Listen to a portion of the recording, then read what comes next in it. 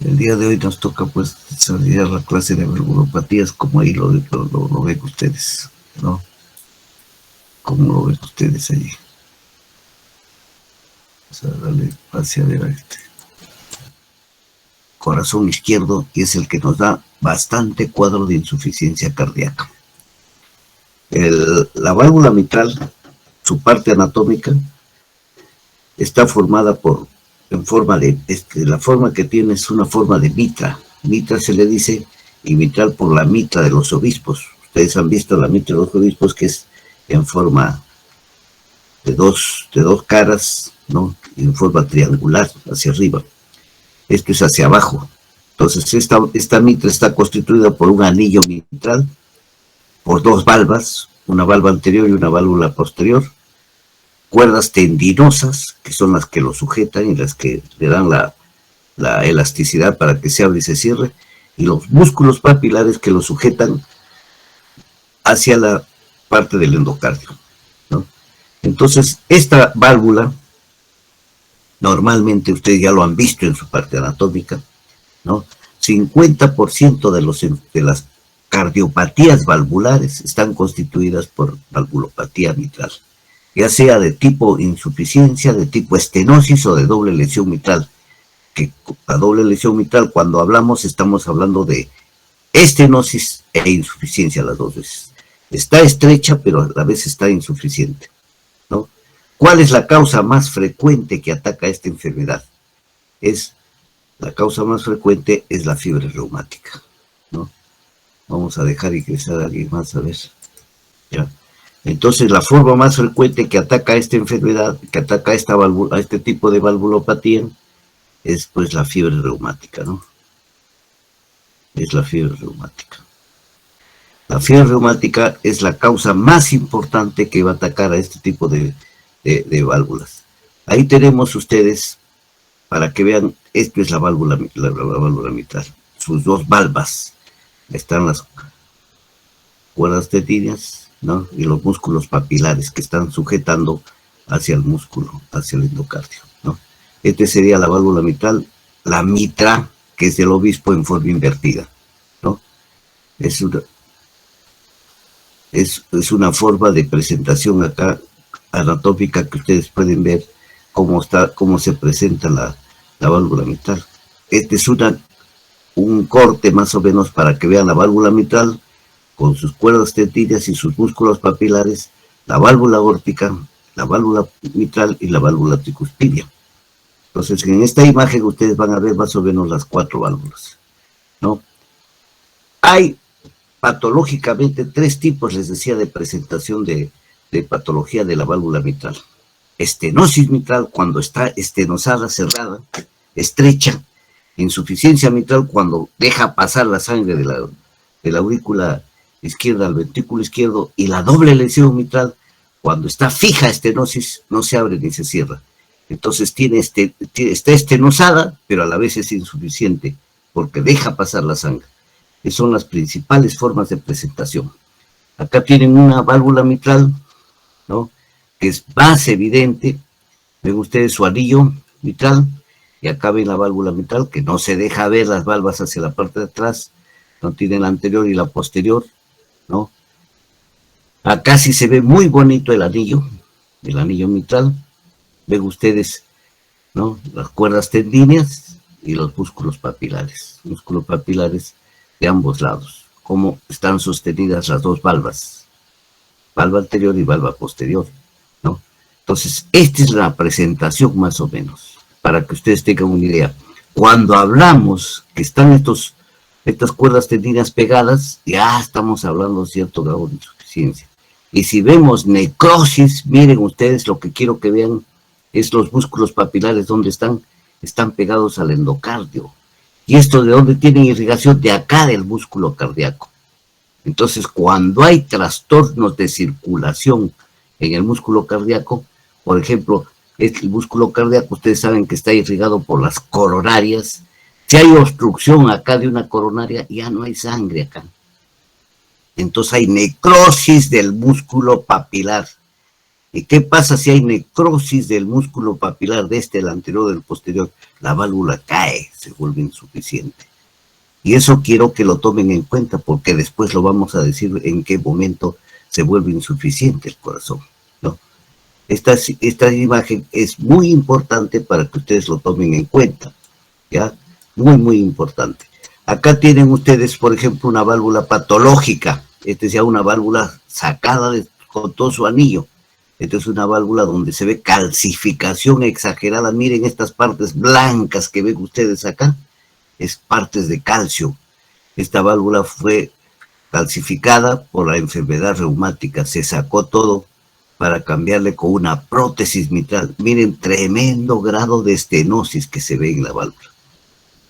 Exageradamente, este es de medio centímetro. Esta paciente estaba con una estenosis tremenda, por lo tanto estaba con una insuficiencia cardíaca brutal. Entonces, estas pacientes deben ser operadas. Ayer ya debieron ser operadas. Esta paciente lo dejó demasiado.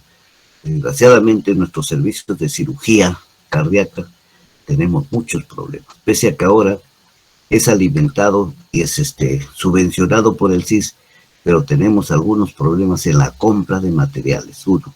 Y dos, porque se malgasta a veces en otras cosas la plata del CIS. La plata del CIS, que es para los pacientes, ustedes como futuros médicos tienen que tomarlo. Es plata de todos ustedes, es plata de nuestros padres, es plata de nuestros contribuyentes. Y algunos, cuando ya somos médicos, lo tomamos como si sería plata del enemigo. Tienden a gastarlo demasiado. Tienden a gastar demasiado. A propósito de esto les voy a contar, y esto no debe ser motivo motivo para ustedes de tomarlo como una sorpresa. Hay servicios que por darse el lujo los hemodinamistas ponen válvulas protésicas, esas válvulas paraguas que se llaman ahora, que se ponen por la arteria, ¿no? Se mete el catéter con una válvula, por ejemplo, se hace bastante en aorta, y se mete una válvula que cuesta 80,000 soles. ¿Y para qué lo hago? Por darme lujo, porque el CIS tiene plata y me quiero dar el lujo salir en la internet que ya operé con una válvula moderna, porque se pone en Europa, se pone en Estados Unidos.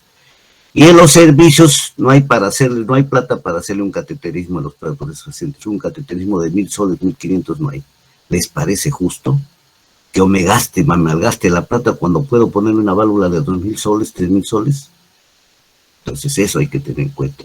Eso vayan ustedes viendo en su formación. Vamos a dejar ingresar a ver a quién está.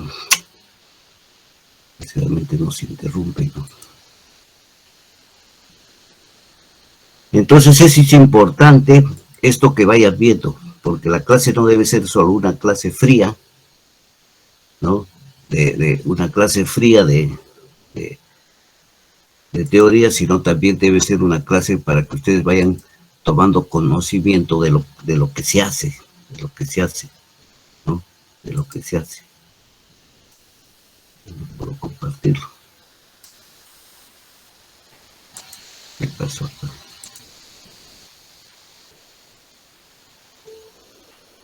Este es el problema cuando la clase queremos nosotros que llegue a todos, se interrumpe mucho, ¿no? Se interrumpe mucho. Entonces, esto es lo que pasa, ¿no? Ustedes tienen acá una válvula estenótica. Acá hay medio centímetro. Esto es no compatible con la vida. Si ustedes lo ven en los libros, es no compatible con la vida. Sin embargo, estos pacientes están caminando en la calle, ¿no? Están caminando en la calle. Esta fiebre reumática produce, pues, estenosis mitral de 3 o 4 tipos. 4 tipos de fusión. Ya vieron ustedes la parte anatómica de la válvula, entonces ya podemos hablar qué es comisuras, ¿no? Cuando hay fusión de las comisuras de la válvula, o sea, los bordes de la válvula, hay 30% de pacientes que van a encontrar ustedes patológicamente con fusión de comisuras. Ustedes no lo van a ver, esto lo va a ver el cirujano de tórax. Fusión de las valvas, 10%, las valvas están pegadas en la punta o en algún borde, ¿no? Y fusión de las cuerdas tendinosas, ustedes ya han visto lo que son las cuerdas tendibles, ¿no? Los músculos papilares no, porque están muy abajo, por eso les enseñé la parte anatómica. Y hay fusión combinada de cualquiera de estos tipos, puede haber fusión de comisuras y de cuerdas tendinas un 50%. Entonces, un 50% de esta patología valvular mitral tiene dos tipos de fusión. Es importantísimo que lo sepan ustedes, ¿no? Entonces, ¿cómo es la evolución? Y esto es importantísimo para sus historias, porque una historia de un paciente que no tome en cuenta estos tips que se les pone, se va abajo, ¿no? Es una historia que no es real. Una estenosis mitral aparece en climas templados bastante tiempo corto. En 2 años ya ustedes tienen una estenosis mitral, ¿no? En los climas subdesarrollados, en las regiones subdesarrolladas, por ejemplo, decimos Puno, Huancavelica, el curso es más rápido, la estenosis es más rápido, y en adolescentes más. Estamos hablando de cardiopatía reumática, ¿no?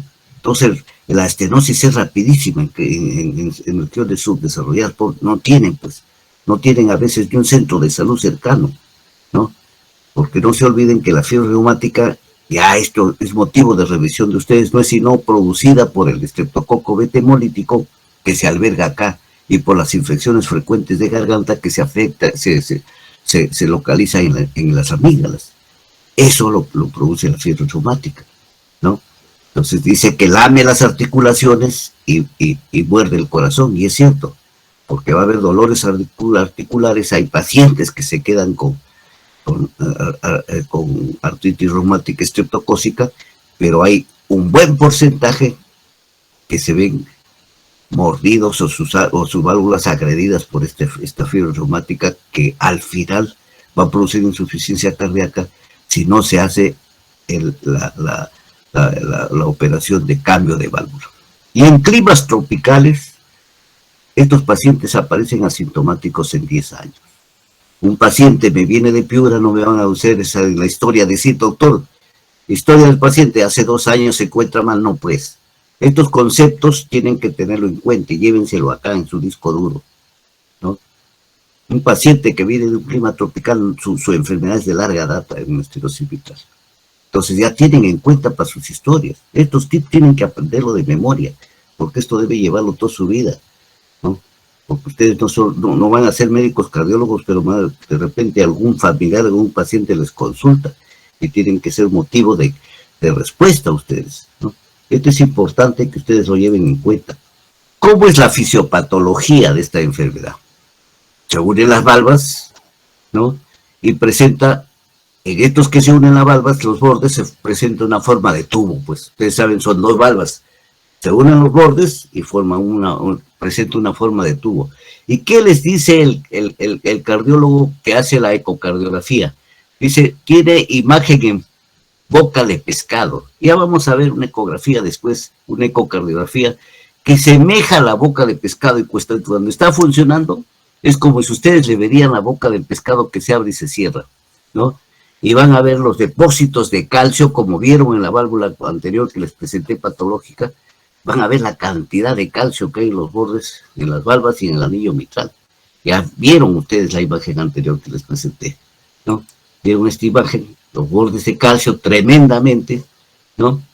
Entonces todo esto es calcio, por eso que esta válvula se reseca, se vuelve inútil, ¿no? Entonces, en la imagen, el ecocardiografista nos dice, imagen en boca de pescado. Quiere decir que se unieron los bordes de las valvas, ¿no? No se olviden que el anillo mitral tiene un diámetro de 3 a 6 centímetros cuadrados. Y eso es donde sale la sangre de la aurícula izquierda hacia el ventrículo izquierdo. Cuando este anillo se angosta, es de 2 centímetros, que eso nos va a dar la ecocardiografía, porque la ecocardiografía, gracias a Dios, es un instrumento que ha venido a dar un diagnóstico, pero muy fino, de todo lo que es cardiología, ¿no? Entonces, estamos hablando de una estenosis leve. Cuando está en 1 centímetro de diámetro, estamos hablando de una estenosis grave, ¿no? Entonces, yo le mostré, dice, pero grave, doctor, y usted nos ha mostrado una de medio centímetro. Así es, pues. Esa no está en los libros a veces. Nosotros tenemos gente caminando con estenosis de medio centímetro, aunque no lo crean, ¿no? Y a veces se operan tardíamente, a veces no se operan, mueren con su estenosis, ¿no? Y esto es lo que ustedes tienen que lograr que no se haga. Uno de los errores es lo que les dije de antes, ¿no? Se trata de uno demostrar que es brillante poniendo una valvulita moderna, pero son carísimas, ¿no? Entonces, no se olviden que cuando hay, vamos a ver si hay alguien más para que crece. El problema es que nos trastorna.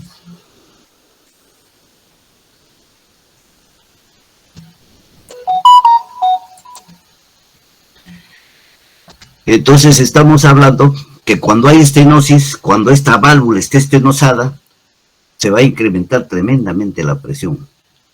¿Dónde? En la aurícula izquierda. Yo les dije en la clase anterior, en la clase de ayer, que cada uno de las cavidades tenía un tipo de presión, ¿no? Aurícula derecha, aurícula izquierda, ventrículo derecho, cada uno tiene una presión. No lo hemos hecho porque no es tan importante, porque eso se hace cuando se hace fisiología o para el hemodinamista. Pero en la aurícula izquierda, por lo menos, tienen que ustedes saber que la presión va de 25 a 30. Cuando esta se ve incrementada porque hay cierre de la válvula mitral, y no se olviden que quien le da la presión es la sangre que viene de los pulmones por las venas pulmonares. Entonces, al haber presión en esto, al no dejar pasar la sangre, ¿qué va a pasar con esa aurícula? Esa aurícula crece, se incrementa, ¿no? Va a incrementar su presión. Entonces, al crecer esta aurícula, ya hay una mega aurícula izquierda, una que se llama mega aurícula, es una aurícula grande. Entonces, cuando hay esto, no solo hay presión en la aurícula, hay presión en el retroceso, va a haber presión en las venas y en los capilares pulmonares. Las venas pulmonares, que son las que traen la sangre arterial, van a incrementar su presión. Y los capilares pulmonares, que es de 30 a 40, también van a incrementar su presión. ¿Y cómo va a estar el gasto cardíaco? ¿Qué cantidad de sangre llega al ventrículo? Poco. No llega a la cantidad porque hay estenosis. Entonces el gasto cardíaco que sale por la aorta hacia el cuerpo va a estar un gasto cardíaco bajo. Entonces estos pacientes ya ustedes saben lo que le pueden encontrar a nivel de piernas. No hay sangre, piernas frías, ¿no? De todo lo demás que ustedes se tienen que imaginar, el gasto cardíaco es bajísimo. Ayer hablábamos del feedback, ¿no? Y que el corazón lo que le interesa cuando está en estas condiciones, ¿a quién le interesa irrigar? A él mismo, a sus coronarias, le interesa darle sangre, le interesa darle sangre a pulmones, le interesa darle sangre a cerebro si no se cae el paciente. Y vamos a ver en otra patología cómo el paciente cae, y a riñones. El resto no le interesa. El resto no le interesa. Entonces, el corazón tiene un sistema pues inteligente también para alimentar a los órganos más importantes que tiene, ¿no? Entonces, ¿qué pasa cuando hay este problema de incremento de presiones? Hay hipertensión pulmonar pasiva. Ya les dije que hay hipertensión pulmonar en venas pulmonares, en capilares pulmonares. Entonces, ¿qué pasa a nivel de pulmón? Va a haber una restribución del flujo sanguíneo, ¿no? Los vértebres vamos a ver que hay acúmulo de líquido, extravasación de líquido. Entonces vemos las líneas de Kerley, que eso ya lo han hecho en radiología. Se ven líneas blanquecinas entre los lóbulos, que son los líneas de Kerley, ¿no? Cuando hay esto, no estamos hablando todavía de insuficiencia cardíaca derecha. Ayer les repetía cada rato lo que es insuficiencia cardíaca derecha e izquierda. Eso lo van a hacer con la doctora Chupiriza, ¿no? Cuando hay insuficiencia cardíaca derecha, ya no hay distia paroxística, ¿no? Cuando hay insuficiencia cardíaca, sí hay congestión pulmonar, decíamos ayer. Por lo tanto, va a haber edema intersticial, ¿no? Si este paciente que está con esta hipertensión vascular pulmonar hace ejercicio, fácilmente viene el edema pulmonar agudo. Porque estos pacientes es recomendable no dejarlos que viajen a alturas. Estos pacientes no deben desarrollar ejercicios forzados, se mueren. Hacen edema pulmonar y se mueren si no son tratados, ¿no? ¿Por qué? Porque hay hipertensión capilar pulmonar. Y esta hipertensión capilar pulmonar que estamos hablando a nivel de los alveolos capilares, no va a haber un buen intercambio gaseoso, pues si hay hipertensión, más bien hay extravasación de líquido, como dice acá, ¿no? Entonces el paciente empieza a hacer distia. Y estos capilares pulmonares tienen tanta presión que algunos de los pacientes no soportan. Entonces estos capilares pulmonares explosionan, en cadena.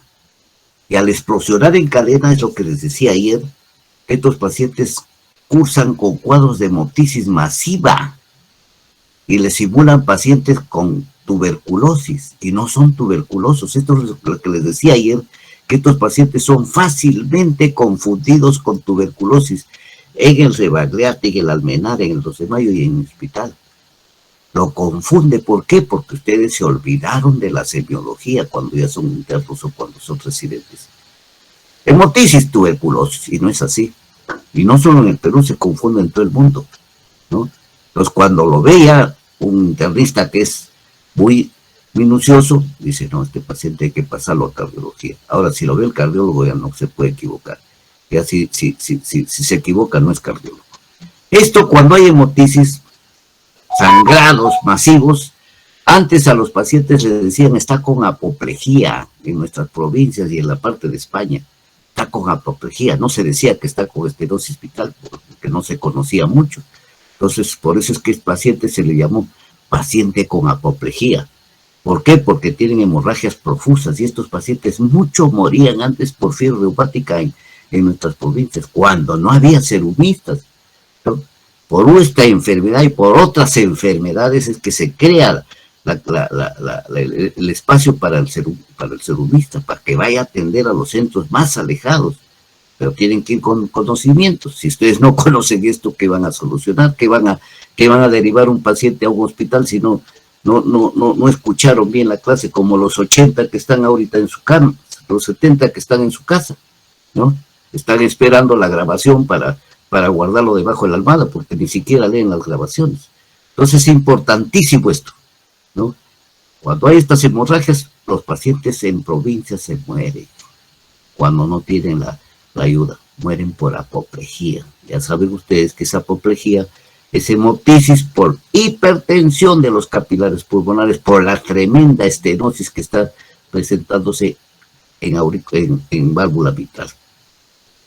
Una de las complicaciones frecuentes de este tipo de patología es la tromboembolia, que es una complicación bastante frecuente en 20% de nuestros pacientes. ¿Y por qué? Si esto está cerrado, no se olviden, la válvula está cerrada, ¿qué pasa? Es como si ustedes vieron de una catarata caer agua en cantidad y le ponen una cosa estrecha y ahí hay un retumbo para tratar de pasar el agua hacia abajo. Igualito pues sucede en el corazón. Hay un retumbo ahí y empieza a haber choque de hematíes. Y este choque de hematíes produce ruptura de hematíes. Esa ruptura de hematíes por el choque que todos tratan de pasar al ventrículo izquierdo en una válvula estrecha, chocan y chocan y chocan, se produce un retumbo, y eso a veces lo pueden palpar ustedes, el tril en el paciente, en el pecho, con su mano lo ponen en el pecho y van a sentir ese tril de la válvula. Entonces esto acaba de haber cantidad de ruptura de hematíes. ¿Y qué se produce? La cascada de la coagulación, que ustedes bien lo conocen. Entonces se forman coágulos, y esos coágulos que se producen ahí, muchos se acumulan, y van a formar, ¿qué? La mañana conversaba con un grupo de los alumnos, van a formar trombos que se van, esos trombos, esos coágulos se van uniendo unos a otros. ¿Y qué forman? Forman pseudotumores, que pueden ser de medio centímetro, 1 centímetro, 2 centímetros o 3 centímetros, que se llaman los famosos mixomas. Estos mixomas se unen al endocardio y van a estar flotando ahí en la aurícula izquierda. Y muchas veces estos mixomas producen más estenosis de lo normal, o producen pseudoestenosis cuando estos mixomas son formados por coágulos que vienen de otra parte. Por ejemplo, los coágulos que migran por fibrilación auricular, que se forman también coágulos, o los coágulos que migran de venas en las personas varicosas. Entonces se produce una tromboembolia, porque estos coágulos, como van a circulación, puede haber muchas veces tromboembolia de miembros inferiores, si hay una trombosis arterial de pierna derecha, de pierna izquierda. Y si esto no es descubierto a tiempo, ustedes como internos lo reciben y piensan que es por una patología de miembro inferior, están perdidos. Ese paciente lo retiene en 1 o 2 días, ya perdió la pierna. Y esto nos ha sucedido ahorita nomás. El año pasado, el año pasado, sucedió un caso con un hospital del sur cercano a nosotros. Retuvieron un paciente con tromboembolia por patología cardíaca mitral. Cuando vino al hospital tuvieron que cortarle la pierna. Cuando no debe de ser así. Estos pacientes se le da anticoagulación y con un catéter se saca todos los trombos de la arteria, ¿no?, femoral, que es la que más se tapa. Ahora, estos trombos muchas veces, ¿a dónde van? Van a la cabeza. Entonces producen hemiplegias o hemiparesias por trombos, ¿no? Entonces, ¿cuál es el tratamiento? Anticoagulación y se acabó, ¿no? Porque ustedes saben que existe 2 tipos de ACVs, uno por hemorragia, ruptura arterial, y el otro por problema de trombos. Y esta es una de las enfermedades que les puede producir ese tipo de trombos, ¿ya? Entonces la enfermedad es trombolizante. Entonces, estos pacientes, cuando ya son crónicamente, y como tienen una aurícula izquierda grande, una mega aurícula, les había dicho, pacientes con hipertensión pulmonar, ¿no?, van a desarrollar por la mega aurícula, no hay una buena conducción ya del haz de His, entonces desarrollan fibrilación auricular, ¿no?, cuando son enfermedades de larga data. Les decía que hay pacientes que tienen hasta, ¿cuántos años? Hasta 10 años, decíamos, y un poco más, 20 años, ¿no? Entonces desarrollan fibrilación auricular, ya les viene el paciente no solo con el soplo de estenosis, sino viene con un problema de arritmia. Ya se agregó un cuadro más, ¿no? Esto muy relacionados también con la edad del paciente, ¿no? Y depende pues de la presión que hay en aurícula izquierda y de la gravedad que presentó el proceso reumático en cada uno de nuestros pacientes. Estas aurículas crecen tanto, y esto es lo que hablábamos ayer, ¿no? Estas aurículas crecen tanto, o ayer, así, ¿no?, crecen tanto que son mega aurículas. Y yo les hablaba, por ejemplo, que estos pacientes desarrollan ronquera, y les decía que hoy día vamos a hablar de la ronquera. Entonces, cuando produce ronquera se llama el síndrome de Horner. Crece tanto la aurícula izquierda que va a comprimir no solo el esófago, sino el nervio laríngeo recurrente izquierdo. Y estos pacientes a ustedes se presentan con disfagia. Y la disfagia no es solo por esto, pues. Les decía ayer que esta es una de las patologías que produce ronquera y disfagia, ¿no? Entonces hay dolor, hay trastornos para pasar los alimentos. Y aparte la voz se apaga. Entonces está este paciente, ustedes lo mandan de repente al otorrino y no es así. Hay que hacerle una plaquita, ¿no? Y hay que ver en la historia qué otra molestia tiene. Disnea, puede tener palpitaciones, le encuentran el soplo, ya, este paciente no tiene nada de esófago ni nada. Este paciente tiene ronquera, tiene trastornos para tragar por un problema de estenosis mitral. O les decía el otro caso que se puede presentar también este mismo tipo de disfagia por aneurismas de aorta. La aorta crece tanto arriba, el callado de la aorta, que puede producir también este tipo de patología. Pero estamos hablando de mitral, y en cardiopatía mitral se presenta el síndrome de Horner, ¿no? El síndrome de Horner es porque hay compromiso del esófago y va a presionar al nervio laríngeo recurrente externo y se le va la voz. Ese paciente va a tener ronquera y se le apaga la voz. Entonces, miren cuánta sintomatología, cuánta patología vemos. Entonces, estos pacientes con estenosis mitral van a presentar por lo general lo que se llama los síntomas de estenosis mitral, que es la triada de Juchard. Acuérdense, la triada de Juchard. ¿En qué consiste? Esta enfermedad, la estenosis le va a producir disnea, entonces es una enfermedad disneizante. Es uno de los síntomas más importantes que tienen que preguntarle a su paciente. Y no se acostumbren como hacemos la mayoría. Pregúntenle a su paciente, ¿señor, tiene disnea? No es así. El paciente muchas veces no sabe diferenciar la palabra que les dice. Entonces ustedes pónganse a la altura, pero no a la altura del presidente, con una ignorancia supina, ¿no? Sino digan, señor, ¿se cansa? Cuando usted camina al mercado se cansa, cuando sube escaleras se cansa, cuando va al baño se cansa. Hay que aprender a hacer las preguntas necesarias al paciente para que nos conteste. Y de ahí vamos a sacando una conclusión, ¿no? Ya hicimos ayer lo que es la NIA. Entonces está en grado 1, en grado 2, en grado 3 o en grado 4, ¿no? Aparte de ser esta enfermedad disneizante, es palpitante, porque va a presentar palpitaciones. ¿Por qué? Porque ese ventrículo no tiene sangre, pues entonces trata de compensar haciendo su cuadro de taquicardia, para tratar de enviar mayor sangre al organismo, pero equivocadamente las taquicardias no producen mayor sangre, producen menos cantidad de sangre al organismo. Entonces, pero se desespera porque el organismo le está pidiendo, quiero sangre, entonces se vuelve palpitante. Y ya saben ustedes, les dije que es hemoptizante. ¿Por qué? Por la hipertensión capilar pulmonar, por la hipertensión que se produce en aurícula izquierda, ¿no? Pero más por la hipertensión capilar pulmonar, por la ruptura de vasos capilares. Y es embolizante, ya dijimos, por la presencia de trombos. Porque esta enfermedad, cuando ustedes lo diagnostican, es una enfermedad que apenas ustedes lo diagnostican, sean internos, sean alumnos, sean residentes, tienen que decirle, señor, señora, niño, joven, ya estás con tratamiento anticoagulante. Estos pacientes hay que darle tratamiento anticoagulante.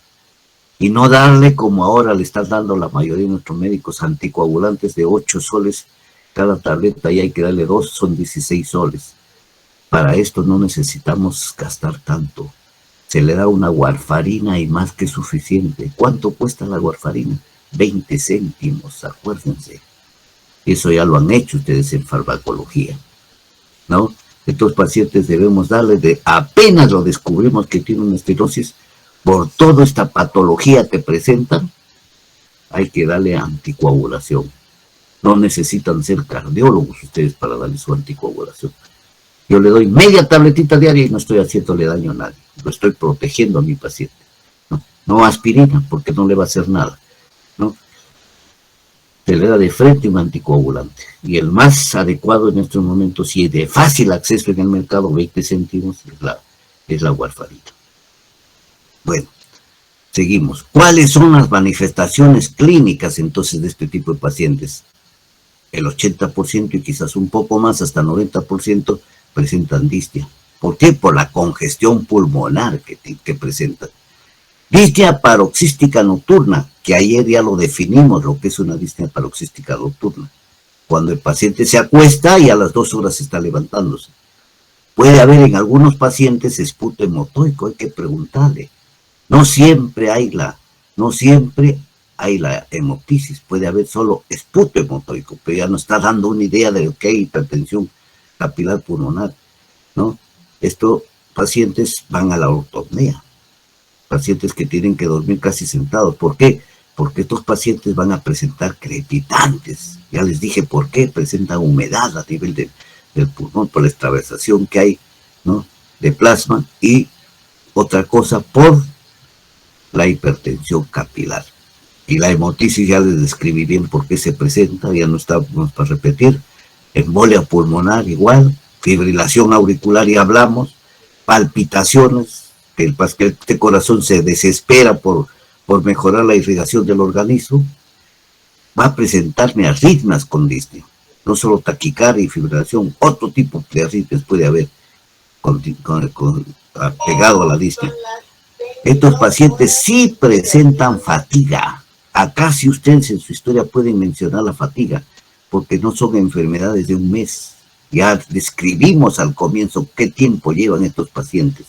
No son enfermedades de un mes. Entonces acá si hablamos que el paciente tiene fatiga, y ya decíamos que no hay, por el feedback, estos pacientes solo se encargan de irrigar a los músculos que se llaman los órganos blancos. Acuérdense, en sus libros van a encontrar órganos blancos: corazón, riñón, pulmón y corazón.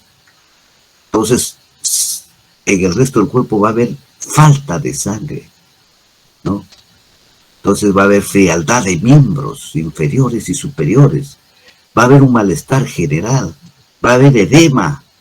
Va a haber, cuando ya esta enfermedad avanza a la insuficiencia cardíaca, vamos a ver ascitis, vamos a ver hepatomegalia.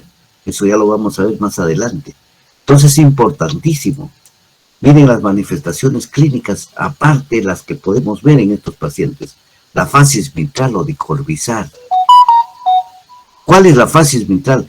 Parece a esos pacientes que ustedes ven bajar de Puno, ven bajar de Huancayo, del Cerro de Pasco, todo con las chapitas y la nariz cianótica, ¿no? Esa es la fascis de corvisar. Y el resto pálida, cara pálida con chapas, parece que bajaría de la altura, ¿no?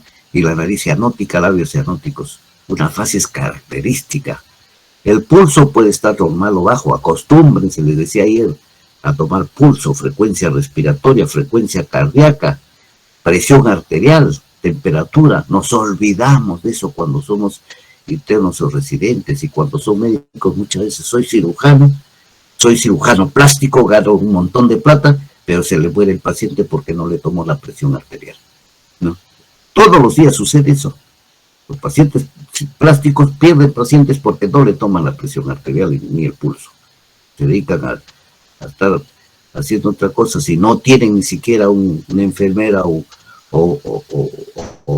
un anestesiólogo que les esté controlando funciones vitales. Por eso muere un paciente.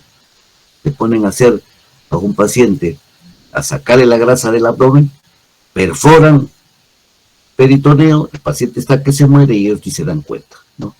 Eso les sucede todos los días. Y están viendo ustedes hace nomás 2 semanas que vieron que falleció una paciente en el Callao, pero ¿cómo va a fallecer sacándole grasa a un paciente? Es una tontería para nosotros, pero para la familia es una pérdida de una vida.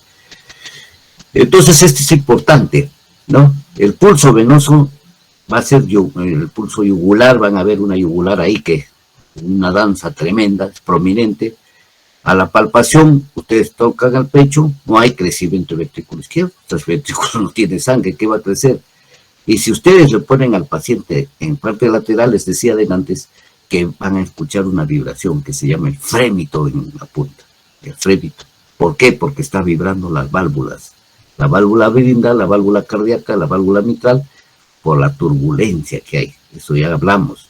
¿Y qué escuchamos con nuestro estetoscopio? Que acá de la promoción, ese 80% que no viene, el 50% que no asiste, no lo usa también el estetoscopio, ¿no? Ya comieron rico esta hora, con el estómago lleno ya no pueden ni caminar a tomar el carro para asistir a la clase. Entonces están en problemas.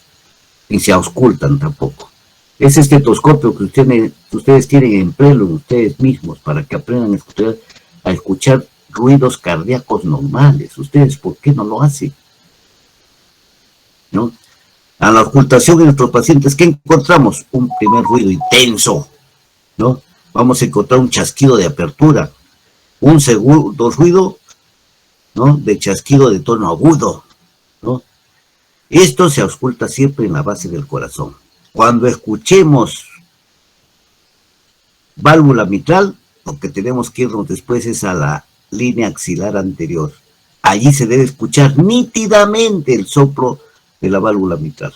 Nos vamos a la base del cuello y ahí no se debe escuchar. Entonces, solo con esa técnica ya decimos que esta patología es de válvula mitral.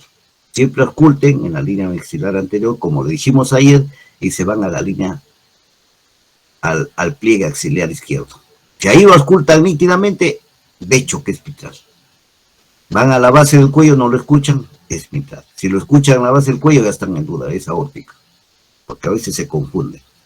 Entonces, siempre se escucha cerca de la base del corazón y en el pliegue anterior del axilar izquierdo.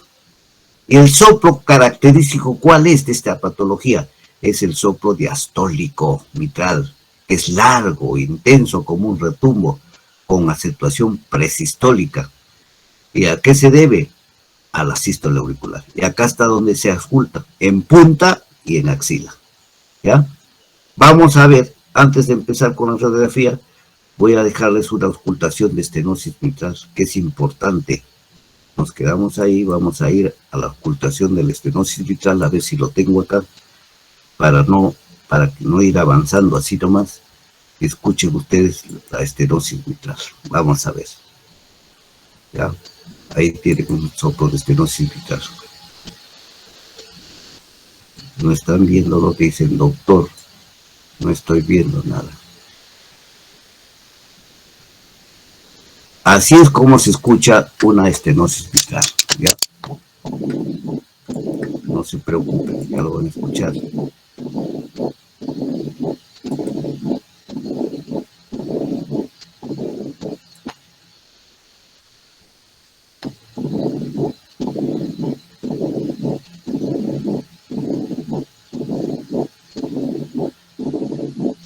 Es un soplo en retumbo, con retumbo diastólico.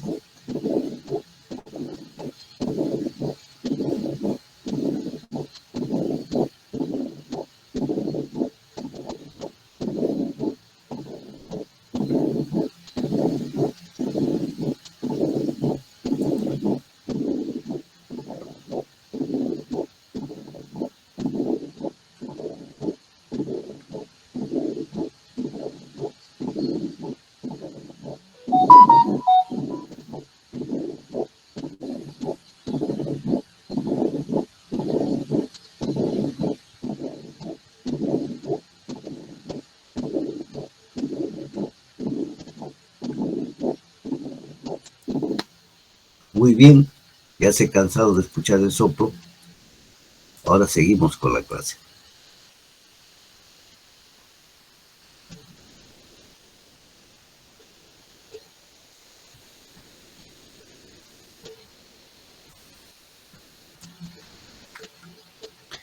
Entonces decía que es el soplo diastólico, que se escucha como si ustedes se han visto, como si ustedes están en la playa. Ustedes van a la playa, los que no van a la playa conocen un río. El río trae el agua a los bordes y después cuando se va arrastra piedras. Igualito se escucha. Como un arrastre. Como si ustedes están en el mar, en el borde del mar, viene la ola y después va arrastrando todo. Igualito es el soplo. Es un soplo largo. Ya han escuchado ustedes el soplo. Es así. Es un soplo de tipo diastólico en estenosis. Acuérdense, cuando hablamos nosotros de aorta, cuando hablemos, el soplo de estenosis es sistólico. Y acá en aorta, el soplo de estenosis es diastólico. Acuérdense, es motivo a veces de confusión en los exámenes. Y la radiografía, ¿cómo se ve? Esta es una linda radiografía. Por supuesto que antes nosotros hacíamos, cuando yo era residente, hacíamos el diagnóstico, todavía ahí había la ecografía modo M. Ahora ya tenemos la ecografía, hace unos años, 15 años, ya tenemos la ecografía bidimensional, que ya se ve las válvulas, se ve la forma, todo. En esa época solo se diagnosticaba con una simple placa radiográfica. ¿Y qué vemos en la placa radiográfica? Miren, acá está ¿cómo se llama esto? La aorta. Y miren acá, una elevación tremenda. Este es el crecimiento de la aurícula izquierda. Linda placa. Y así lo van a ver ustedes en las placas simples. Congestión pulmonar. Y van a ver ustedes acá el crecimiento de la aurícula izquierda. Linda, linda. ¿No? Acá vuelven a ver, miren, un crecimiento de una aurícula izquierda. ¿No? Tremendo crecimiento de aurícula izquierda. Una mega aurícula. Si así se ve en la placa, ¿cómo veremos el resto? Bueno, son placas laterales para ver la calcificación. Acá no se ve tan bien porque es una reproducción, pero sí ahora tenemos el eco. Llegó el eco. Y en el eco ven ustedes una tremenda aurícula izquierda, que ayer hablábamos que el eco canta, el eco habla. El eco en cardiología le dice, esto es, acá está tu diagnóstico. ¿No? Miren, tremenda aurícula izquierda, grandaza, una mega aurícula, mucho más grande que este ventrículo izquierdo que está hipoplásico. Miren las valvas, estas son las valvas, la válvula mitral. Miren el grado de estenosis que tiene de 1 centímetro acá, qué bonito. Y estas valvas tremendamente gruesas, calcificadas, ¿no? Tremendamente calcificadas. Así es la ecografía, esta es la ecocardiografía. Nos canta, ¿no? Entonces ya el cardiólogo ya pues necesita más con esta ecografía ya, ni hablar. y hasta el diagnóstico ve engrosamiento incluso del resto, ve cómo está el resto del músculo cardíaco, todo ve. Si habría calcificación acá, si habría un trombo, lo vamos a ver, lo vamos a ver. Y esta es la otra imagen que les decía. Así se ve la imagen cuando hay unión de las fisuras de las válvulas, ¿no? En boca de pescado. Si ustedes lo verían en el momento que se está haciendo la ecografía, esta que se ve como una boca de pescado se abre y se cierra, que es la apertura de la válvula que está cerrando. Entonces ustedes es como si verían en una pecera el pescado que le está abriendo y cerrando la boca. Igualito se ve. Por eso es que le pusieron imagen en boca de pescado. Estenosis mitral. Qué bonito, ¿no? Acá ven ya el ventrículo izquierdo, una tremenda aurícula izquierda, tremenda, ya lo ven como siempre. Y acá ven calcificación de la válvula. Miren la estrechez que hay. Y estas son láminas de calcio que se ven. Miren, bastante calcio, ¿no? Bastante calcio. Una válvula calcificada. Igual, estamos viendo una mega aurícula, lo que se les había dicho nada, y acá está la presencia de un trombo. Miren, tremendo trombo acá que está haciendo obstrucción del ventrículo para la salida hacia el ventrículo izquierdo. Un trombo. Doble estenosis hay acá. La válvula está estenosada y aparte se formó un trombo. Y esto es lo que decía el peligro. Estos trombos desprenden microtrombos. El día que se desprende este trombo, porque estos siempre tienen un pedículo unido acá al endocardio, cuando se desprenden, taponan y hay muerte súbita. Esa es otra de las cosas que tienen que saber, ¿no? Esto ya son planimetría que solo lo traigo para que ustedes conozcan nomás, pero no es de mucha importancia porque el ecografista, ¿qué hace? Así como yo pongo el cursor acá, pongo el cursor acá, pongo el cursor acá y pongo el cursor acá, y mediante una fórmula me da exactamente cuánto de estenosis tiene esta válvula, cuánto de área tiene. Miren acá, uso su cursor, le dio la vuelta y dice, tu válvula tiene 0,75 centímetros, menos de 1 centímetro, ¿no? ¿Qué les parece? Una estenosis ya grave, ¿no? Una estenosis grave, ¿no? Esta es la fórmula que se llama la fórmula de Pisa, para que ustedes sepan, para encontrar esto, que es una fórmula para ver ángulo, y acá se saca el área, ¿no? Esto es solo para que sepan que cómo se saca. Para ustedes no es esto es para el parte del cardiólogo, ¿no? El electrocardiograma es de poca ayuda para hablar de esta enfermedad. Acá lo que vemos es que el electro es una PEG ancha, mayor de 12 centímetros, en D2 y en B1. Y hay crecimiento de la aurícula izquierda, que lo vamos a ver cómo se ve en el electrocardiograma, ¿no? A veces hay crecimiento de ventrículo izquierdo, derecho, pero cuando está avanzada la enfermedad. Las radiografías sí ya vieron que la radiografía es importante porque se ve las líneas de Kerr y la aurícula izquierda crecida. Esto es para que vean un electrocardiograma, eso lo van a ver a cada rato. Miren acá en B2, una onda P ancha, es diagnóstico de estenosis mitral. Se ve acá. Cuando vean una onda P ancha, ese es diagnóstico de estenosis mitral, ¿no? Diagnóstico de estenosis mitral. No confundamos. P ancha. Vamos a ver cómo se ven las figuras.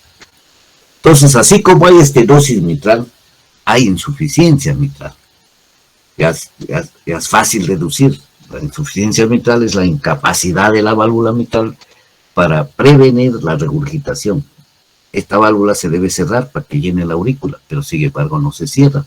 Entonces sigue pasando la sangre desde el ventrículo izquierdo hacia la aurícula izquierda, cuando no debe pasar. La válvula debe estar cerrada, ¿no? Entonces durante la sístole hay regurgitación. Entonces estamos hablando de insuficiencia de la válvula mitral, ¿no? Entonces esto se debe a una patología reumática o a una deficiencia anatómica por otra causa. Puede ser por una ruptura de uno de los músculos papilares, puede ser por otro problema, una retracción por un trombo también se puede dar, ¿no? Esta insuficiencia mitral, miren, no es nada nuevo. Nosotros no estamos hablando nada de 10 años ni de 15 años. Ya fue diagnosticada por Corvisart en 1803 y Job en 1832 ya hace un estudio más completo y es el que dice que hay un soplo sistólico apical regurgitante que la caracteriza, ¿no? Mientras que en la estenosis hay un soplo diastólico, acá hay un soplo sistólico apical, siempre en base, ¿no? Entonces, cualquier anomalía que se presente en las estructuras, en las valvas, en los músculos papilares, en las cuerdas tendinias, ya estamos hablando de insuficiencia mitral o en los músculos papilares. Estas pueden ser primarias, agudas y secundarias o de tipo crónico, ¿no? Crónicas pueden ser insignificantes o hemodinámicamente significativas, que sí nos interesan y estos pacientes vamos a tener que conducirlos a un tratamiento y muy probablemente hacia el cambio de válvula, ¿no? Hay que hacerles hincapié que hay una gran cantidad de pacientes, una gran cantidad con la venida de la ecocardiografía que presentan insuficiencia mitral no significativas. Y a esto le llamamos nosotros, antes le llamamos el síndrome del chasquido. No sabíamos de qué se trata, porque en una placa radiográfica no se veía. Hemodinámicamente se podía ver cierto grado de insuficiencia, pero ahora, antes se le decía el síndrome de chasquido de la válvula colgante, pero ahora se le llama prolapso de la válvula mitral a raíz de la venida de la ecocardiografía, porque esta válvula está prolapsada.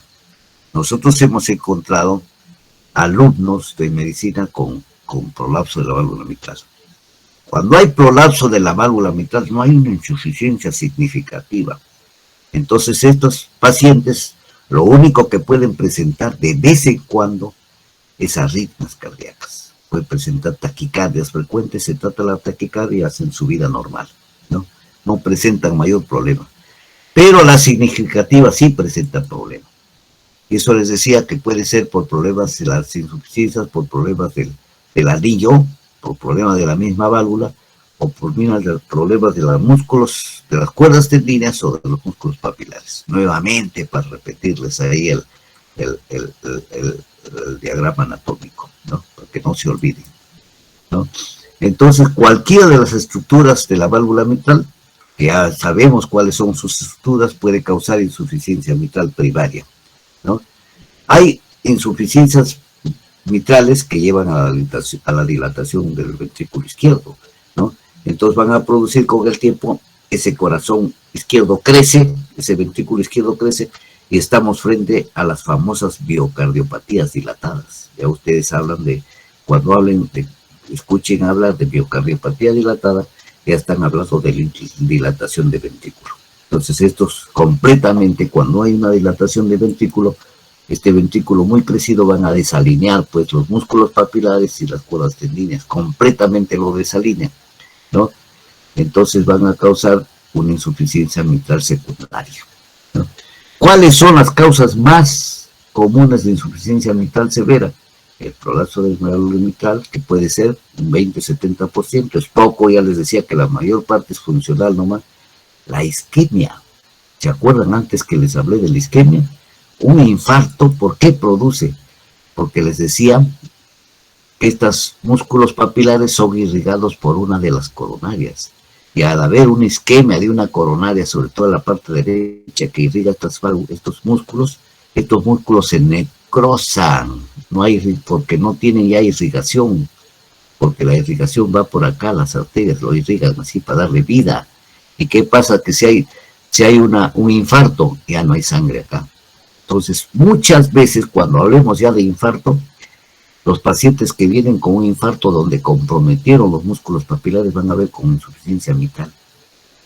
Y equivocadamente algunos médicos le dicen, oiga, ¿cómo no se ha dado cuenta? Este paciente estaba mal de la válvula hace tiempo. No, señor. Esa válvula está insuficiente después del infarto, no antes.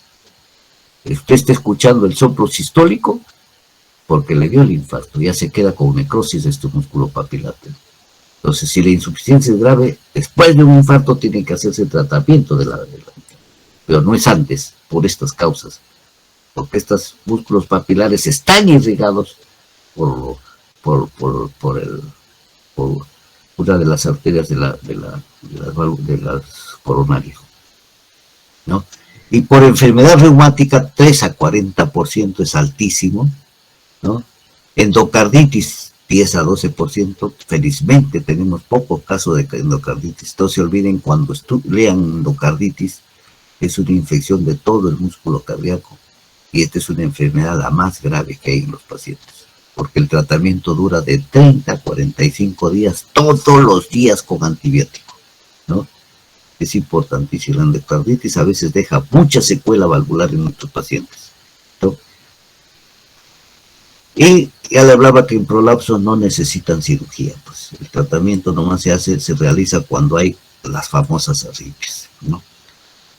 Entonces, el prolapso de la válvula mitral, que es, ¿no?, simétrico, puede ser simétrico, ¿no? Hay enfermedad cardíaca isquémica que produce también mucha insuficiencia, lo acabamos de decir cuál es la causa, ¿no? Y una insuficiencia mitral puede producir dilatación del ventrículo, disfunción sistólica del ventrículo izquierdo. Las endocarditis bacterianas que les decía de antes, ¿no?, que la mayoría son a Staphylococcus aureus, ¿no?, y las colagenopatías también van a producir insuficiencia mitral, acuérdense, ¿no? El lupus eritematoso puede terminar con una insuficiencia de la válvula mitral, la válvula reumática, ya ni hablar, ¿no? Son las causas más comunes que van a producir la insuficiencia mitral. Y en los pacientes ancianos, por calcificaciones del anillo de la válvula. No siempre solo calcifica la válvula aórtica, ¿no?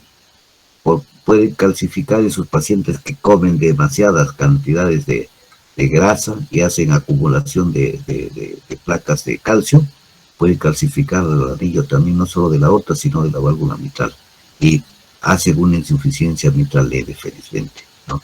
Estos pacientes muchas veces no necesitan una cirugía cardíaca, ¿no? Pero sí van a necesitar, ya cuando veamos patología aórtica más tarde, van a necesitar cirugía de la válvula aórtica, ¿no? Entonces acá, ¿cuáles son las causas frecuentes de insuficiencia mitral? La carditis reumática se produce en insuficiencia mitral en ambos casos, en ambos sexos, de uno a uno son atacados, ¿no? Hay ruptura de cuerdas tendíneas, les decía, debido a patología congénita, a endocarditis bacteriana, a traumatismos, un golpe en el pecho. Hace años, ustedes ya no lo han leído, en el Estadio Nacional falleció un boxeador porque recibió un golpe en el pecho, se desplomó y murió. Después se le vio por qué era en la necropsia, era por el traumatismo, por el golpe, ruptura de músculos papilares. O puede haber proliferación mixomatosa, ¿no? Y en el infarto de miocardio ya hablamos que hay necrosis de los papilares porque están irrigados por las ramas de las arterias coronarias. Entonces, una insuficiencia mitral que provoca dilatación del ventrículo izquierdo. Entonces, cuando hay mucha dilatación y se vuelve crónica, estamos hablando de miocardiopatía dilatada. Lo hablamos de antes, ¿no? Entonces, va a haber acortamiento, rigidez, retracción de las valvas, de las cuerdas tendíneas, atrofia del tejido valvular, degeneración mixomatosa. Todo esto va a producir insuficiencia mitral, calcificación del anillo, ¿no? Cuando hay calcificación de la válvula aórtica, y les mostré una figura al comienzo, ¿no?, para que vean ustedes la cercanía que hay de la válvula mitral con la aorta, están casi pegadas. Entonces, cuando hay calcificación de la válvula aórtica, invade el sistema de conducción, ¿no? Y muchas veces estos pacientes van a presentar bloqueo auriculoventricular completo. Entonces, no solo terminan en una operación cuando hay insuficiencias grandes con el cambio de la válvula mitral por insuficiencia, sino hay que ponerles marcapaso para mejorar su frecuencia cardíaca, porque ustedes cambian la válvula mitral y se quedan con 40, 38 frecuencias. El paciente sigue quedándose con una insuficiencia cardíaca. Entonces, estos pacientes no se vayan a mirar, entran al hospital, puede ser un familiar de ustedes o un paciente de ustedes. ¿Cómo es posible? Si me dijo el doctor, el cardiólogo me dijo que solo tenía insuficiencia mitral, estenosis mitral, y al final terminan poniéndole bloqueo. Esto ha sido negocio, mentira. No se olviden que grandes calcificaciones invaden el sistema de conducción que pasa por ahí entre estas dos válvulas. Entonces, debido a la calcificación, se saca por cirugía todo esto y ya no hay conducción del ACGIS. ¿No? Entonces, ¿qué hace? Hay que ponerle un marcapaso. Entonces, estos pacientes muchas veces, tanto la estenosis como la insuficiencia, terminan con marcapaso, no solo con cambio valvular. Es importante que sepan. ¿Y cuáles son los síntomas de estos pacientes? La distia, ¿no? Igual que en la estenosis, que es un síntoma agudo. Cuando hay perforación de valvas, que eso se va a ver cuando hay endocarditis, ¿no? Muchos de estos pacientes fallecen porque van a edemas pulmonares agudos de pulmón, ¿no? Van a edema pulmonar y fallecen, ¿no? Los pacientes crónicos de larga data, decíamos, más de 10 años, ¿no? Hasta 20 años, pueden vivir tranquilamente con ventrículo izquierdo insuficiente. Incluso mueren por otras enfermedades y no por complicaciones de la insuficiencia mitral. Miren ustedes lo importante que es conocer estos tips teóricos, que esto se cumple. Ustedes ven un paciente y se cumple al pie de la letra, ¿no?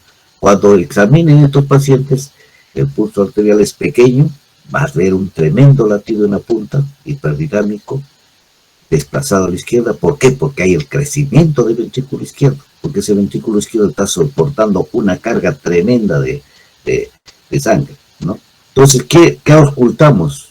El primer ruido cardíaco, ¿no? Que está un soplo de tipo pansistólico. No hay chasquido de apertura. ¿Qué chasquido va a ser si esta válvula está abierta, ¿no? El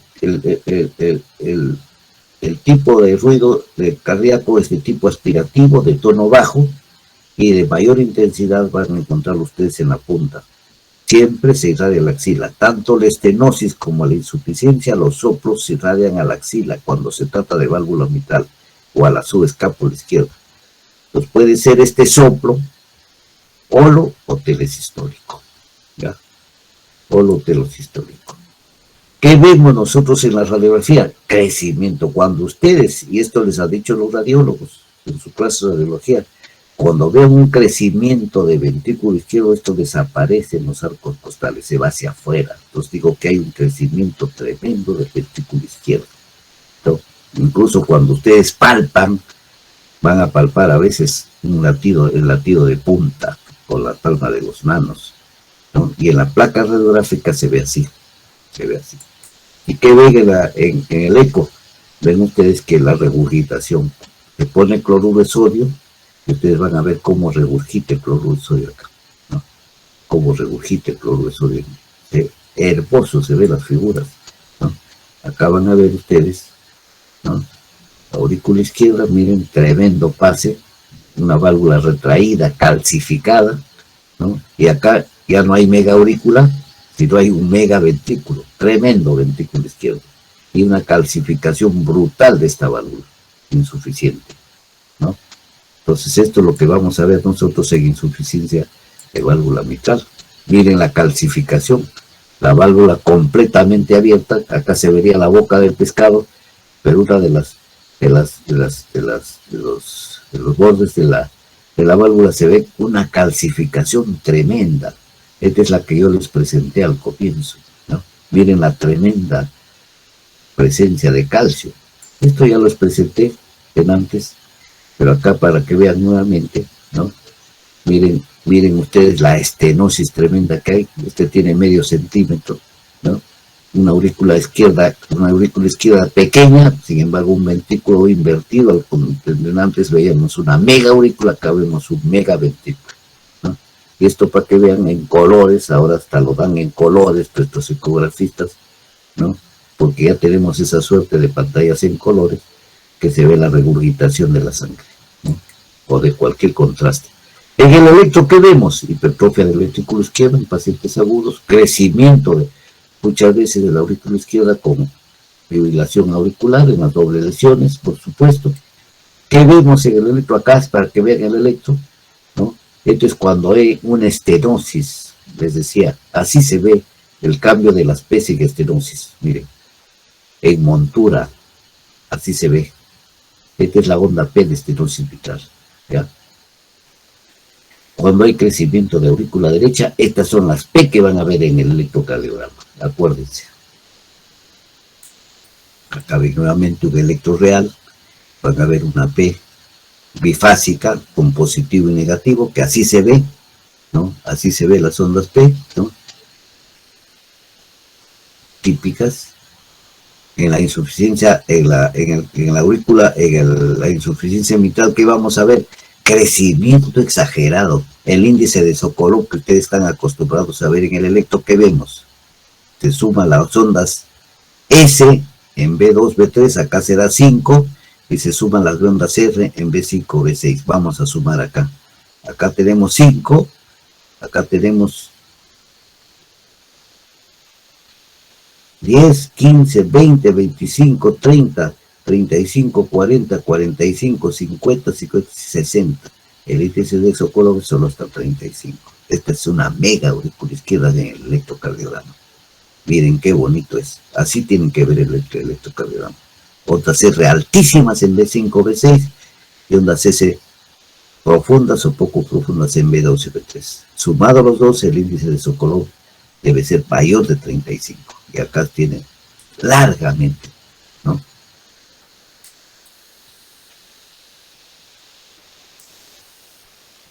Esta es válvula tricuspidia. Ya sabemos que también hay enfermedad tricuspidia por una insuficiencia de esta válvula. Esto es motivo ya de ver insuficiencia cardíaca derecha, ¿no? Cualquier problema en la válvula tricuspidia va a dar problemas de insuficiencia cardíaca derecha. Esto no lo vamos a ver hoy día porque vamos a compartir un poco de sonidos, ¿no? Vamos a compartir un poco de sonidos porque estas insuficiencias de tricuspidia se pueden presentar por hipertensión pulmonar, estenosis mitral, por cuadros de endocarditis, fiebre reumática, anomalía de Epstein. Lo que quiero que vean si es cómo es un corazón de Epstein para que aprendan a conocer en insuficiencia cardíaca derecha, ¿no? Es el corazón típico en botellón. Esto sí vayan viendo. La radiografía al día que vean ustedes un corazón en botellón, ya ustedes no conocen los botellones, pocos conocen los botellones de vino que venían antes, ¿no? Pocos, pero así se ve. Esta es la enfermedad de Epstein, donde la válvula tricuspidia está contraída o hay ausencia de la válvula tricuspidia. Hay pacientes así con este problema de la válvula tricuspidia. En la eco se va a ver así, ¿no? Una mega aurícula y un megoventrículo, tremendo crecimiento. Vamos a ver lo que nos interesa así hoy día, ver los ruidos cardíacos de la insuficiencia mitral, ¿no? Vamos a ver los ruidos cardíacos de la insuficiencia mitral. Ya escucharon la estenosis mitral, ahora van a ver lo que es insuficiencia mitral, ¿no?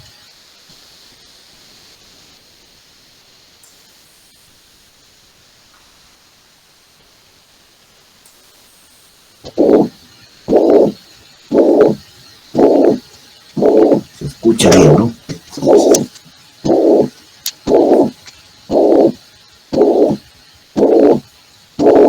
Es un soplo de tipo sistólico.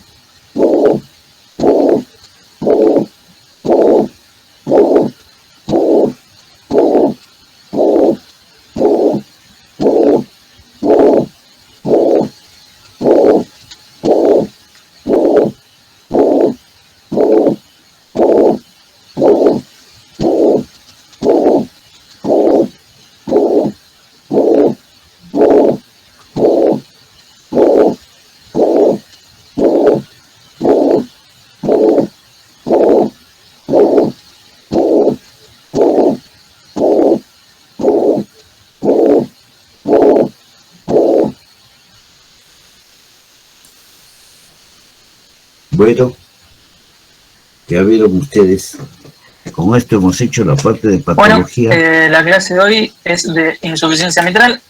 Voy a intentar, es larga, voy a intentar hacerla por menos didáctica, esperemos que corta también, más o menos de dónde saqué la información que todo.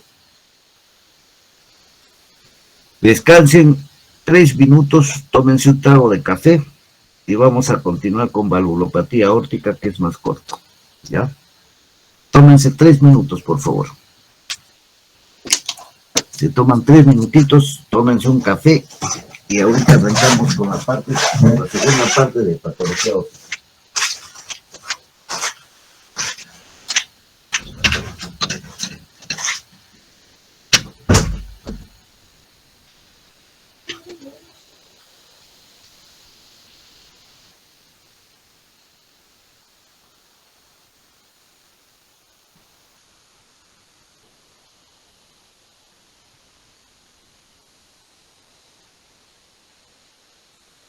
Pero tenemos que avanzar, desgraciadamente es así. Ustedes escogieron esta carrera, ya saben, el día que trabajen hay días que no duermen. Ustedes entran a una operación a 6 de la mañana y a 4 de la tarde y no terminaron, van a tener que continuar. La carrera es de resistencia, ¿no? ¿Para qué eligieron? Ojalá que estarían sus padres despiertos para decirles al resto de los 80, a los 70 que faltan, ¿no? Que los están sorprendiendo sus padres. Bueno, es otro cantar. Vamos a continuar con la parte de estenosis aórtica. Hoy día tenemos que terminar porque faltan más clases. Mañana tienen más clases. Entonces, estenosis aórtica es otra de las patologías frecuentes que se presentan dentro de la parte valvular cardíaca. Igual que hablábamos de estenosis mitral, la estenosis valvular aórtica es una obstrucción grave en el tracto de salida del ventrículo izquierdo. Mientras que el otro era un tracto de ingreso de sangre, acá es un tracto de salida del ventrículo izquierdo. El otro era de ingreso. En el otro era 50%, acá tenemos 25% de las valvulopatías. Las valvulopatías dentro de las valvulopatías cardíacas, un 25% son estenosis de válvula aórtica, ¿no? Y esto predomina más en el sexo masculino. Esta valvulopatía, una de las características que tiene es que permanece asintomática y recién aparecen los síntomas a partir de las 40, 50 años de la vida, ¿no? Entonces aparecen en un tercio de los pacientes cuando ya tienen un compromiso, un tercio de compromiso del área funcional. Entonces, los tipos de presentación van a ser estenosis subaórtica, ¿no? Que va a ocurrir por la hipertrofia del tracto de salida del ventrículo izquierdo. Va a obstruir el tracto de salida de la válvula, ¿no? Y acá no hay clic de apertura, se cierra simplemente. Entonces estamos frente a una estenosis subaórtica, que es debajo. Y una estenosis supravalvular se debe a un estrechamiento del tracto de salida de la aorta ascendente, es arriba, sobre la válvula. A esto también se llama, a la estenosis supravalvular se llama el síndrome de Williams, ¿no? El síndrome de Williams, ¿no? Hay acá una calcificación, ¿no? Hay una calcificación. Entonces se llama el síndrome de Williams a la estenosis supravalvular, acuérdense, ¿no? ¿Cuáles son las causas de esta estenosis valvular aórtica? Pueden ser defecto de tipo congénito. No se olviden que normalmente la persona debe nacer con 3 válvulas. Mientras que en la mitral solo tiene 2 válvulas, la válvula aórtica normal es con 3 válvulas. Una valva coronaria derecha, una coronaria izquierda y una no coronariana. Entonces hay pacientes que nacen y viven toda su vida con válvula bicúspide. ¿Qué significa? Que tienen solo 2 válvulas. Entonces estamos frente a una estenosis o una patología con enfermedad de válvula bicúspide. Muchas veces estos pacientes no tienen molestias, como les decía, viven toda su vida con válvula bicúspide, pero normal es que tengan válvula tricúspide. Algunas válvulas bicúspides sí provocan molestias, ¿no? Y hay pacientes raros que nacen con válvula unicúspide, ¿no? Una sola válvula que no es compatible con la vida. Estos niñitos que nacen así muchas veces fallecen a los pocos días. Y otros que tienen muy raros, ojalá que a ustedes les toque alguna vez con válvula cuadricúspide. Yo no he visto, les engañaría, pero sí hay dentro de la patología. Ustedes saben que dentro de la patología del ser humano puede haber cualquier cosa, ¿no? Pero esto para que sepan, ¿no? Entonces esta estenosis aórtica ya saben que cierre, estrechez de la válvula aórtica, que puede ser, ya les decía, supravalvular, que lo llaman también el diafragma o entre los vena, valvular, de la misma válvula, como en este caso, que puede ser congénita, les decía que puede ser una atresia, que está estrechada, puede ser unicúspide, no compatible con la vida, bicúspide, sí compatible con la vida, ¿no? Cuadricúspide, tricúspide, que es lo normal, ¿no? Las congénitas atresias, tricúspide, unicúspide y bicúspide, que sí son patológicas, ¿no? Y la adquirida es por la enfermedad valvular estenótica adquirida, que es porfiria reumática, o puede ser de tipo degenerativo también. Y las estenosis subvalvulares. Entonces tenemos la supravalvular, la valvular y la supravalvular, la subvalvular. La subvalvular, que es de tipo fijo, ¿no? De tipo muscular, desde debajo de la válvula en sí, se da por fibrosis, se le llama también la estenosis diafragmática. Y la dinámica, una subvalvular dinámica que va a producir alteraciones mitrales. Eso serían las principales causas de estenosis mitral, ¿no? Acá tenemos algunas de las presentaciones que se dan en estenosis mitral, ¿no? Puede ser bicúspida, postinflamatorias, degenerativas, unicomisral, hipoplásica y indeterminado. Acá ven ustedes cómo se presenta bicúspide, 50%, postinflamatorias un 25% en azul, degenerativas un 18%, ¿no? Después tienen una hipoplásica 2% y un indeterminado también unicomisral 3%. Estos se dan de acuerdo, puede ser el primero, segundo, tercero o sexto trimestre de la vida, ¿no? Menores de 70 años, ¿ya? En mayores de 70 años ya se dan las patologías bicúspide en 48% se ha encontrado, postinflamatorias 27%, ¿no? Degenerativos 23%, indeterminados un 10%. Estas son las principales patologías que encontramos en pacientes después de los 70 años, ¿no? Más es de tipo bicúspide y postinflamatorio. Les decía que con la bicúspide pueden vivir toda su vida incluso. No tenemos mayor problema. ¿Cuáles son las causas de estenosis? Congénitas, 3 a 5%, 3 a 5 por cada 1000 nacidos vivos, ¿no? ¿Quiénes predominan? En varones. Valvas, 1, 2 o 3, esto es el nacimiento. Una que es grave, no compatible, ¿no? Y ayer hablábamos de coartación aórtica. La coartación de aorta, les decía ayer, que es la estrechez de la aorta. Puede ser la estrechez en el callado de la aorta, o puede ser la estrechez ya en la parte de aorta descendente, que es una estrechez, es como si le pusieran un cinturón a la aorta. Ya les dije ayer que esto sí puede ser resuelto quirúrgicamente. Se abre el pecho del paciente y se corrige la válvula. Ahora están poniendo unos que estén muy grandes y con eso se soluciona. Ya no lo operan al paciente.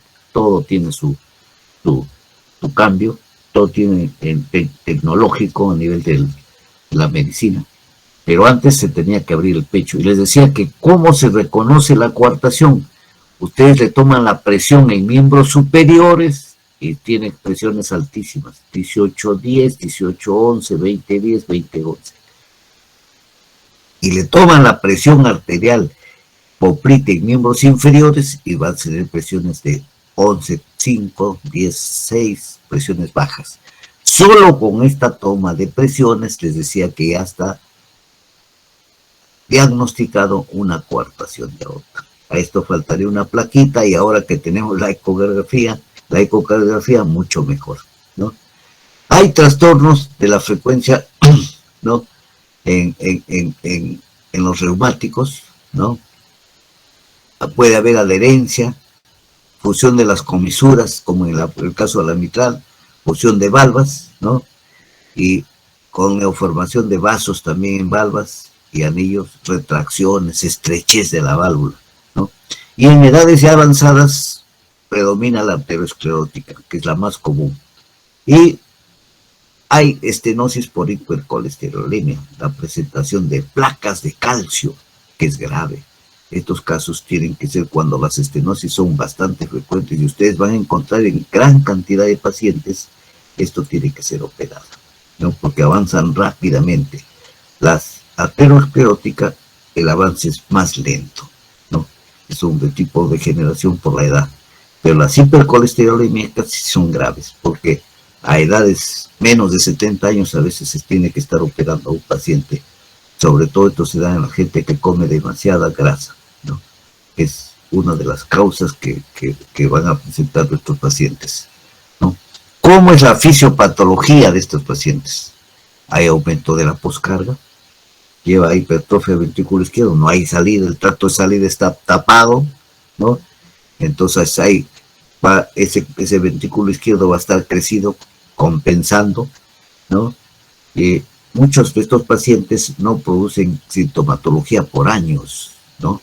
Los permanece asintomática y esto es lo que lleva muchas veces a la gravedad de nuestros pacientes. Entonces se le descubre a tiempo, el paciente no se queja y cuando viene la sintomatología, la disnea, todo es tardía, ¿no?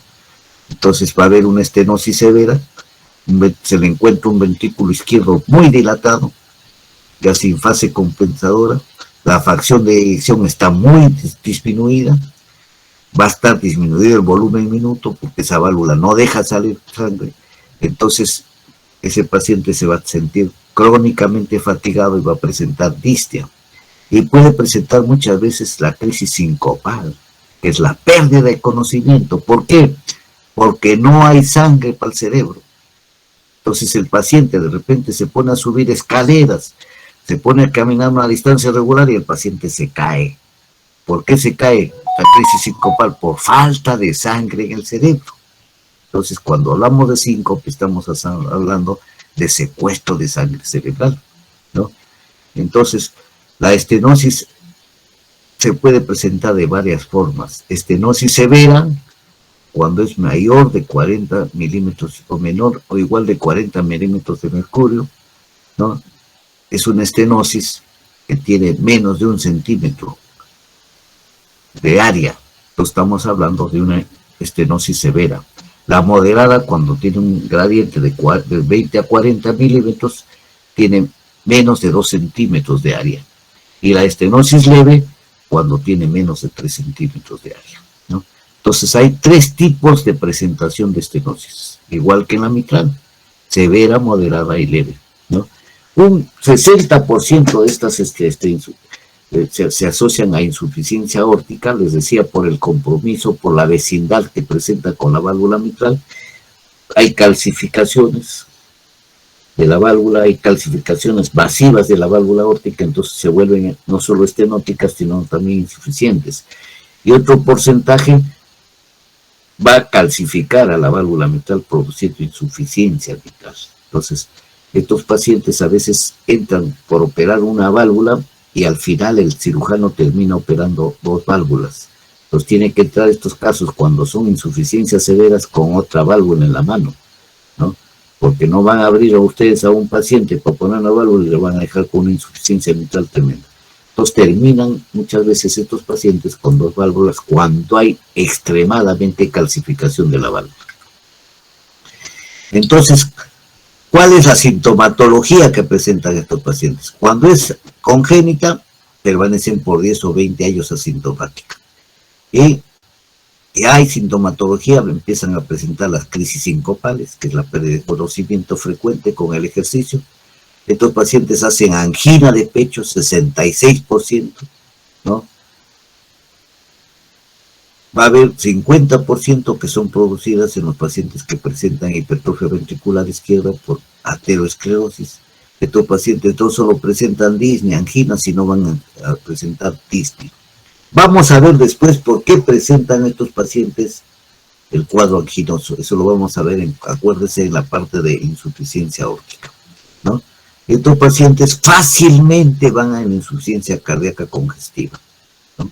Porque así como hacen tremendos ventrículos izquierdos, no dejan pasar la sangre de aurícula izquierda y van a terminar fisiológicamente o funcionalmente haciendo una hipertensión secundaria en pulmones, en capilares pulmonares, porque no dejan pasar la sangre de aurícula izquierda a ventrículo izquierdo, porque ese ventrículo izquierdo está congestionado. Entonces estos pacientes van a presentar debilidad general porque no hay sangre en el cuerpo, van a presentar cianosis periférica, van a presentar fibrilación auricular, hipertensión pulmonar, parecido a la estenosis mitral, ¿no? Miren, pero este es secundario por un efecto de que no dejan pasar la sangre de aurícula izquierda a ventrículo izquierdo porque ese ventrículo está congestionado. Y estos pacientes, muchos de estos pacientes que tienen un problema agudo, van a la muerte súbita. La muerte súbita. Entonces, ¿cómo es en el examen? Ya les decía, no se olviden de palpar pulso. Acá van a palpar un pulso muy débil que se llama el pulso parvus. Dijimos ayer por qué se llama parvus. Y es un pulso tardus. ¿Por qué? Porque la circulación es tardía, pues, ¿no? Cuando estamos en un paciente anciano de tercera edad, ¿no? Y cuando hay una estenosis moderada, la presión arterial va a estar elevada, sobre todo la sistólica, ¿no? Y ya cuando son edades avanzadas o etapas avanzadas de estenosis aórticas, ya la presión arterial va a empezar a disminuir. En las principales, si no está elevada, ¿por qué? Por el impulso ventricular izquierdo que es compensador. Entonces encontramos presiones elevadas, no se sorprenda. Y no es porque el paciente sea hipertenso, sino es porque está tratando de mejorar la circulación al organismo. En estos pacientes encontramos pulso venoso yugular prominente, hipertrofia, porque ese ventrículo izquierdo está crecido, entonces va a haber una hipertrofia. En la ecocardiografía vamos a ver una hipertrofia del septum, ¿no? Que se llama el efecto de Bernstein. Cuando se les habla del efecto de Bernstein, ya estamos hablando de otra hipertrofia del septum. ¿Por qué? Por estenosis aórtica, ¿no? Entonces, ¿qué encontramos en este paciente que no deja pasar sangre? Un ventrículo izquierdo grande, un ventrículo izquierdo sumamente hipertrofiado, ¿no? Y van a escuchar muchas veces cuando la válvula está muy estenosada, tan igual como el estenosis mitral, va a haber un frénito sistólico. Va a haber un frénito sistólico. ¿Qué auscultamos en este paciente? Vamos a escuchar un clic de apertura cuando la válvula no está calcificada. Si está calcificada ya no lo escuchamos. Y el soplo, a la inversa de la estenosis mitral, que les decía que es de tipo diastólico, acaba de ser de tipo sistólico y es eyectivo. Es de forma romboidal. Vamos a ver ahora cuando pasemos el soplo. ¿Y a qué se asemeja? A un arrullo de paloma. Es típico, ustedes lo van a escuchar. Y cuando la calcificación es extrema, se deja en la punta un soplo de insuficiencia mitral, que se llama el fenómeno de Galabardín. Acá muchos se confunden con insuficiencia mitral, ¿no? Cuando ya hay una calcificación extrema, ¿no? Y entonces acá ven ustedes, cuando hablamos de soplo romboidal, así es. Esta es la forma que se dibuja el soplo. Y ustedes lo van a ver ahora cuando veamos el soplo, ¿no? ¿Qué exámenes se pide para ver una estenosis aórtica? ¿Qué vemos en el electrocardiograma? ¿Qué es lo que se pide constantemente y frecuentemente? aumento del voltaje del QRS, infradesniveles del ST, puede haber T invertidas. Cuando hay todo esto indica hipertrofia del ventrículo izquierdo. Esto se ve en D1 y ABL y en las precordiales izquierdas. Va a haber dilatación de la aurícula izquierda. Por eso que les decía que estos pacientes simulan secundariamente a una estenosis mitral, porque va a haber también dilatación de la aurícula izquierda, porque no deja pasar sangre de la aurícula izquierda porque ese ventrículo está congestionado. Y va a haber también hipertrofia vascular pulmonar, ¿no? Va a haber fibrilación auricular, igual que en los casos de valvulopatía mitral, por el tiempo de evolución de la enfermedad, ¿no? Bueno, los electrocardiogramas no tienen mucho que ver a veces con la edad de la enfermedad, pues, ¿no? O con la gravedad, ¿no?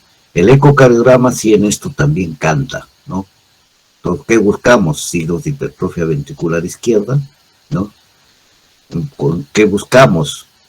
Hipertrofia del septum, ¿no? Y otras anormalidades. ¿Qué vemos nosotros en una estenosis? Acá tenemos nosotros, esta es una foto linda de una necropsia, ¿no? Y ven ustedes, quiero que se fijen bien cómo es la válvula aórtica, ¿no? Les decía que tiene 3 valvas, ¿no? Una coronaria izquierda, una coronaria derecha y una no coronariana. Y miren la forma, son como pocitos, se le llama como nidos de paloma. Esto es importante que se acuerden porque ya lo vamos a ver por qué es importante esto cuando hablemos de insuficiencia aórtica.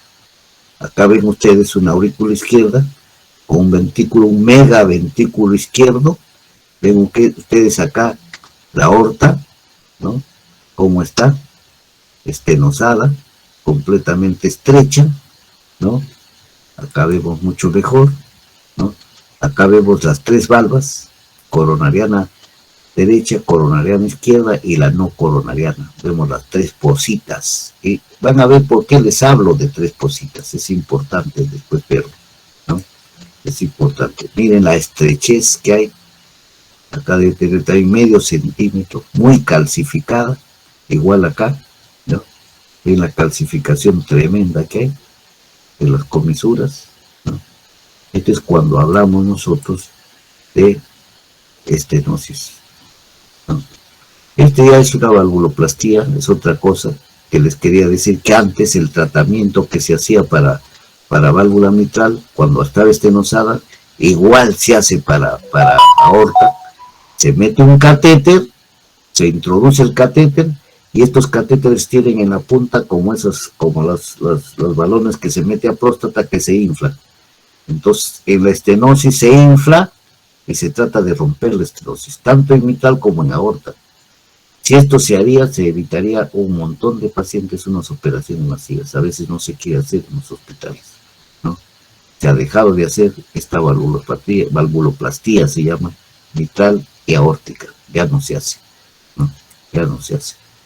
Esta es la eco para que vean ustedes que hay acá bastantes vegetaciones. Miren ahí la flecha está anotando una vegetación, es lo que se llama el famoso mixoma que hablábamos antes, que son pseudotumores, que es, cuando hay mixomas el paciente debe ser operado con mucho cuidado que este mixoma no migre, porque si migró hay los famosos infartos y el paciente en lugar de salir vivo sale muerto. O puede que estos mixomas migrar, ya dijimos, a miembros inferiores o al cerebro, ¿no? Este es el balón que se usa, que les decía, para hacer la valvuloplastía. Miren, se introduce, se infla, acá ven ustedes la estrechez, una vez que se dilata, tanto en aorta como en mitral, ustedes pueden solucionar tranquilamente, se debe estar sonando una estenosis mitral como una aorta, cuando no está muy calcificada. Cuando está muy calcificada, por gusto hacemos esto. Pero antes se hacía muy frecuentemente estas valvuloplastías. Ya no veo que nuestros cirujanos hacen. Esto es para que sepan ustedes uno de los tratamientos que se deberían hacer y que se hacían otros. Ahora el tratamiento es más fácil abrirles y ponerles una prótesis mitral. Esta es una prótesis mitral mecánica, y así es, como una jaulita de un pájaro o una válvula en medio de silástics. Y acá tiene en este anillo que es de acero también, de tungsteno, ¿no? Se le pone una almohada, una almohadilla. ¿Por qué? Antes no se ponía esta almohadilla, entonces ustedes se acercaban a un paciente con prótesis mitral y sonaba.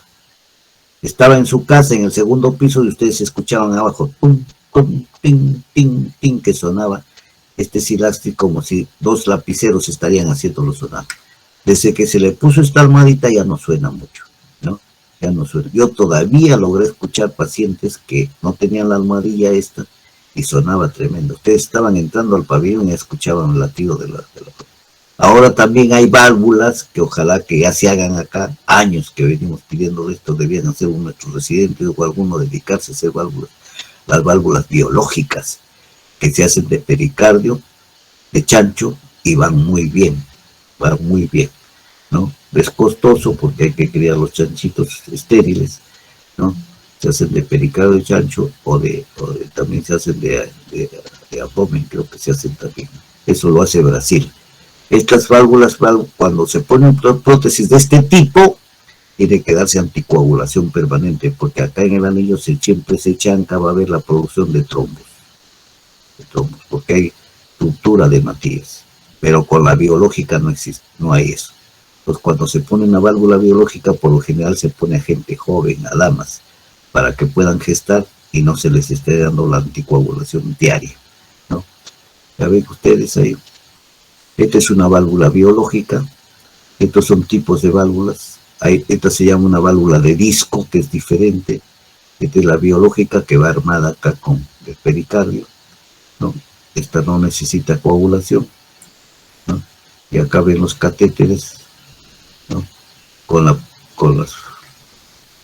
Estos catéteres tienen unos globitos que se inflan, y acá ven los famosos stent, para que aprendan lo que es un stent.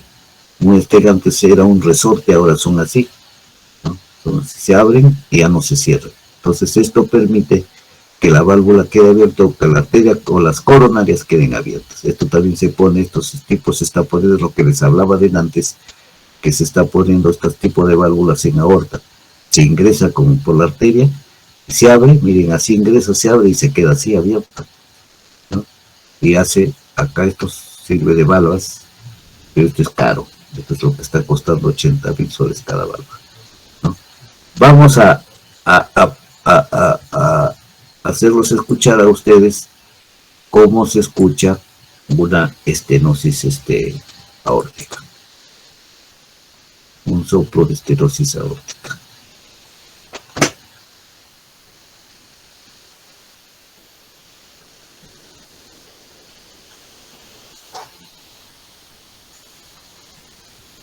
Bueno, es este.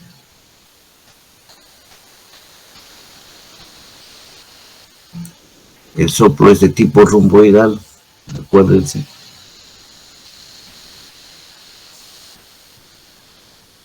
Van a ver lo que es un soplo romboidal, igual que la figura que vieron ustedes.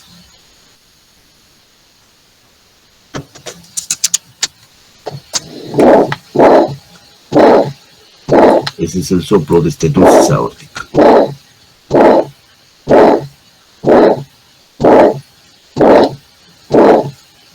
Es romboidal, ¿ven? Es como el arrullo de una paloma, ¿no? Así de sencillo.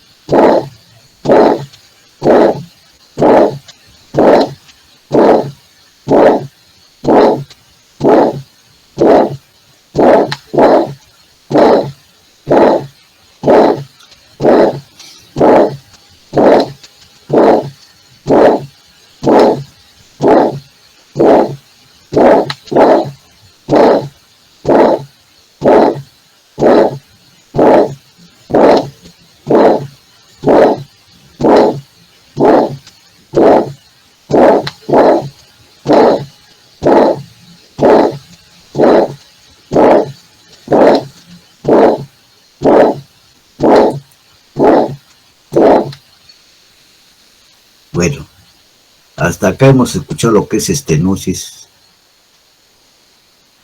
aórtica. Así como hay estenosis aórtica, hay insuficiencia aórtica. hay insuficiencia aórtica. Vamos a ver en insuficiencia aórtica qué novedades nos trae, ¿no? Ya con esto terminamos y se pueden ir a descansar. Antes de las 11:30 vamos a terminar de repente. Entonces, así como hay estenosis aórtica, así como había estenosis mitral, insuficiencia mitral, hay insuficiencia aórtica también. Entonces, cualquier anomalía que se presente en la válvula, debilidad cuando se abomba, ¿no?, impide que esta válvula se cierre bien, están produciendo un reflujo de sangre desde la arteria aorta hasta el ventrículo. Entonces estamos frente a una insuficiencia aórtica. ¿Y cómo se dice que hay incompetencia de la válvula, que hay falta de cierre de la válvula, ¿no?, y hay un aumento del volumen diastólico, ¿no?, porque ese ventrículo izquierdo va a estar crecido, Y acá tienen ustedes los 3 pocitos para que nuevamente vean la válvula, ¿no? Tienen la válvula coronariana izquierda, coronariana derecha y la no coronariana. Es menos profunda, pero son 3 pocitos. ¿Y por qué son 3 pocitos? ¿Ah? ¿Cuál es la característica de estos 3 pocitos? Acá ven ustedes, ¿no? Coronariana izquierda, la coronariana derecha y la no coronariana. Son 3 valvas. Hay pacientes que nacen sin esta tercera valva, que no es necesario, pero estas sí son necesarias, porque de acá va a salir la irrigación a la parte izquierda del corazón o a la parte derecha, y acá va a salir a toda la parte izquierda del corazón, ¿no? Entonces, ¿qué pasa?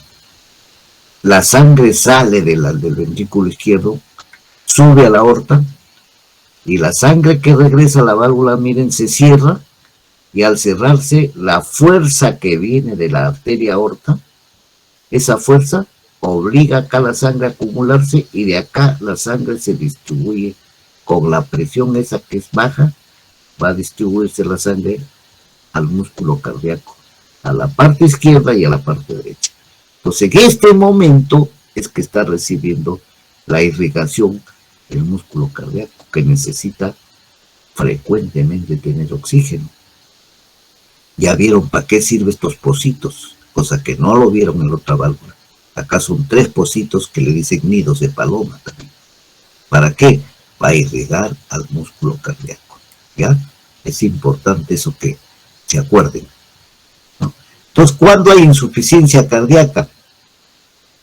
Puede ser por endocarditis, de tipo que da insuficiencias agudas, por fiebre reumática, cuando hay ruptura de las valvas, cuando hay traumatismo, también un golpe, y cuando hay disección de la aorta. Bastantes pacientes van a ver ustedes con disección de aorta, ¿no? Y estos pacientes necesitan, a veces hay disección de la aorta hasta el callado. Entonces se llama ponerle la válvula completa. Desde el callado aórtico se cambia hasta la válvula, ¿no? Entonces se llama una aorta valvada, se pone, así se llama, ¿no? Una prótesis valvada, ¿no?, de válvula. ¿Por qué? Porque hay una disección de la aorta.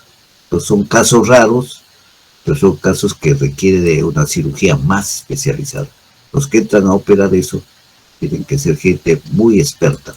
Entonces, así como hay una etiología aguda, hay una etiología crónica, y la crónica se puede deber a patología reumática, la carditis reumática, la sífilis. La sífilis, pacientes tienen que averiguar, para eso hacen historia, les lleva fácilmente a un daño de la válvula aórtica, a una insuficiencia. La ectasia del anillo, por calcificación, por ateroesclerosis. La artritis les lleva a una insuficiencia. Trastornos del tejido conductivo, los pacientes que tienen el síndrome de Marfan, es importantísimo. Estos pacientes cursan frecuentemente con insuficiencia aórtica. Las arteritis, bueno, cardiopatías congénitas ni hablar. Hay el porcentaje bajo que nacen con insuficiencia aórtica. La espondilitis, el síndrome de Reiter, el lupus eritematoso sistémico también les lleva a daño valvular, y eso ya lo dijimos de antes, ¿no?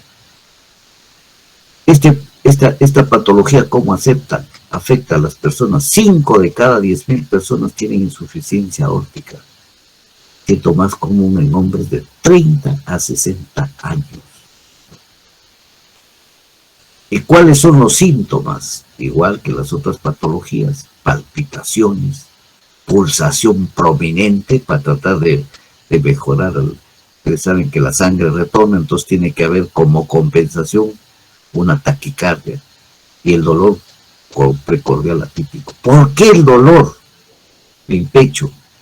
Porque la sangre ya no se retiene en los pocitos para irrigar las coronarias. Entonces estos pacientes van a ser frecuentemente pacientes anginosos, porque hay un déficit de irrigación de las coronarias al músculo cardíaco, por la causa que les dije. La sangre al retornar está en los pocitos y la presión que ejerce al cerrar la válvula, bota con presión la sangre al músculo cardíaco. ¿Y qué pasa si esta válvula queda abierta? Ya no hay esa presión, pues, todo con la justa se irriga. Entonces estos pacientes van a sufrir por esa causa de anginas frecuentes, de anginas permanentes. Ahí tienen ustedes la explicación patológica del dolor precordial atípico, que es un dolor anginoso por déficit de irrigación del músculo cardíaco, ¿no? Entonces, desde el punto de vista de circulación periférica, se observa pues que hay un aumento de la presión sistólica, ¿no? Va a haber frialdad, igual que en el caso de la estenosis mitral de piernas, porque no hay buena irrigación, ¿no? Y va a incrementarse la presión sistólica como fase compensadora, ¿no? Entonces estos pacientes con esta patología tratan de aumentar su volumen de eyección, no lo logran a veces porque retorna, incrementa más y retorna, por eso que se presentan presiones sistólicas altas, ¿no? Va a haber un marcado descenso de la presión diastólica, ¿no? Porque va a haber regurgitación aórtica, ¿no? Hacia el ventrículo izquierdo va a haber un retorno de la sangre y una disminución de la resistencia periférica, pues, vascular, ¿no? Entonces, cuando hay estos pacientes van a hacer insuficiencias cardíacas rápidamente, ¿no? Entonces, ¿cuáles son los síntomas de insuficiencia cardíaca? ¿A qué se deben estos síntomas que hemos estado hablando? Al aumento del volumen cardíaco y del volumen de eyección. ¿Qué se desprende de esto? Va a haber palpitaciones y movimientos torácicos, van a escuchar ustedes, porque va a haber palpitaciones frecuentes. Va a haber la insuficiencia coronaria porque hay retorno de la sangre, ya no hay una buena irrigación del músculo cardíaco, entonces va a haber una angina persistente. Por eso cuando se operan estos pacientes se pide un examen de hemodinámica para ver cómo están las coronarias, porque por este déficit de irrigación a veces las coronarias se estenosan. Entonces el paciente no solo termina con cambio valvular, sino este paciente puede terminar con stent o puede terminar con bypass aortocoronario, porque esas coronarias, como no fueron irrigadas, de repente se calcificaron por el tiempo. Entonces, por eso es que en estos pacientes van a ver ustedes que se pide siempre un hemodinámico, un examen de coronarias. Entonces, dice, ¿por qué? Si está mal de la válvula, ¿por qué le pide? Por esta causa, por la angina persistente que hay en los pacientes. Va a haber hipertensión diastólica del ventrículo izquierdo y después de aurícula izquierda. ¿Por qué? ¿No? Porque no hay una buena irrigación, pues entonces va a haber distia. ¿Por qué les decía? Porque hay problemas retrógrados, hay crecimiento de ventrículo de aurícula izquierda también. Va a haber ortopnea en estos pacientes. Va a haber la disnea paroxística nocturna simulando una estenosis mitral. Y si hace ejercicio, este paciente viaja a la altura, edema pulmonar. ¿Por qué? Por la hipertensión pulmonar que existe y por la falla cardíaca global. Terminan a veces estos pacientes haciendo insuficiencias cardíacas congestivas, ¿no? Entonces son pacientes muy delicados que presentan palpitaciones y el paciente va a sentir sus palpitaciones, va a ser muy desagradable porque empieza a sentir ya sus palpitaciones. Ustedes le toman el brazo, lo levantan y hay el pulso saltón a nivel del antebrazo, ¿no? ¿Cómo es el pulso saltón? Lo tocan con la palma de las manos y le golpea la palma de las manos. Eso se llama el pulso Saltán o el pulso de Corrigan. Si le toman el pulso a nivel de radial, va a ser irregular, rápido, acelerado, palpitante. Estos pacientes se desmayan frecuentemente. ¿Por qué? Ya les dije. Sube la sangre y baja, hay secuestro. ¿No hay? Y si ese paciente, ustedes, abuelito, anda a comprarme el pan que me voy a la universidad. Hace ejercicio, se va corriendo a la panadería y se cae en el camino. Se desmaya. ¿Por qué? Porque el ejercicio le faltó sangre a nivel del cerebro. Entonces, hay caída de estos pacientes. Hay debilidad, o hay una buena irrigación, hay un paciente débil. Les decía que estos pacientes crónicamente ya lo podemos decir que tienen fatiga, dificultad para respirar cuando está en actividad, por supuesto. A ver, incluso si está avanzado, cuando está acostado ya no se puede, tiene que sentarse, ¿no? Hay fatiga, hay cansancio excesivo y el dolor en el pecho. Ya les decía por qué, ¿no? Es un dolor anginoso. Siempre va a decir, tengo dolor debajo del esternón. Puede irradiarse al cuello, puede irradiarse a los hombros, ¿no?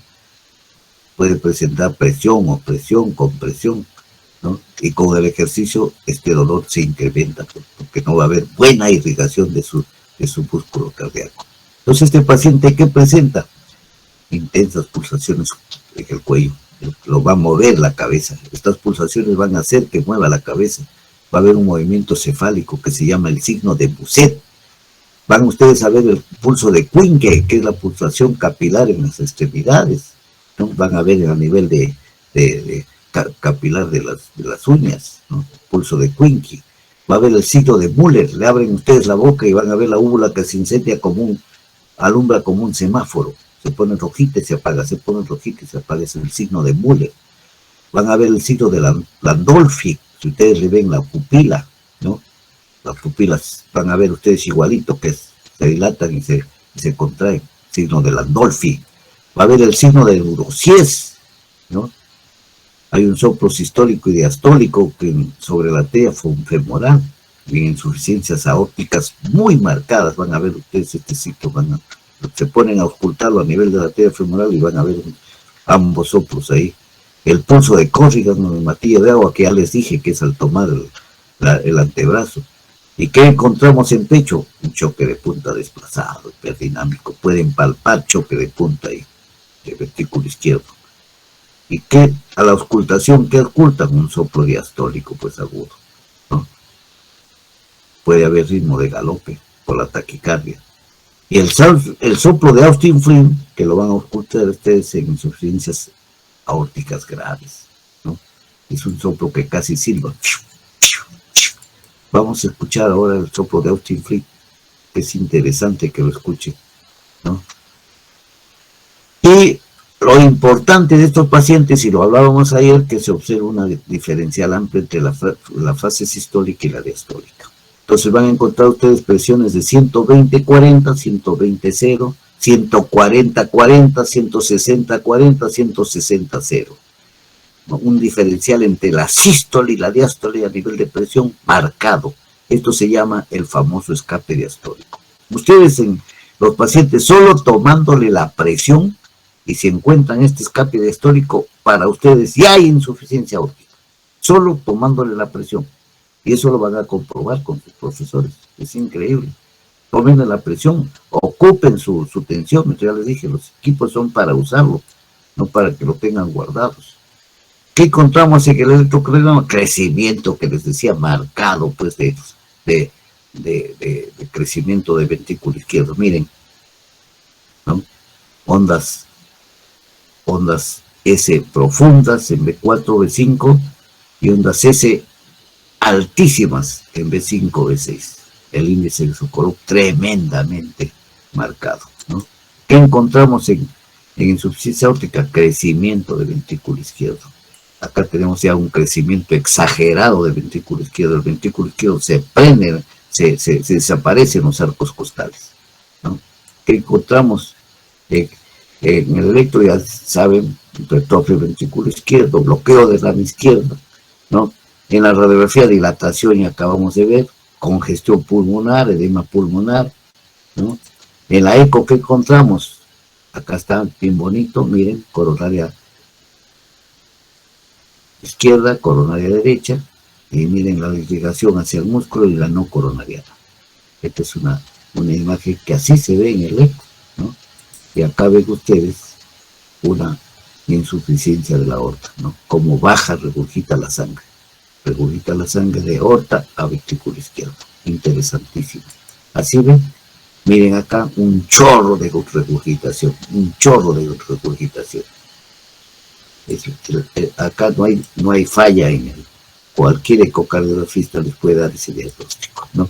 En colores también se ve, les decía antes, interesante, ahí ven la regurgitación en colores, ¿no? Nuevamente, las tres valvas. Con esto terminamos. Vamos a pasarle los ruidos de insuficiencia aórtica, que es interesantísimo que ustedes lo escuchen. Y con eso terminamos. Prometido que terminamos a las 11:30. Y lo terminamos. ¿Dónde está insuficiencia aórtica?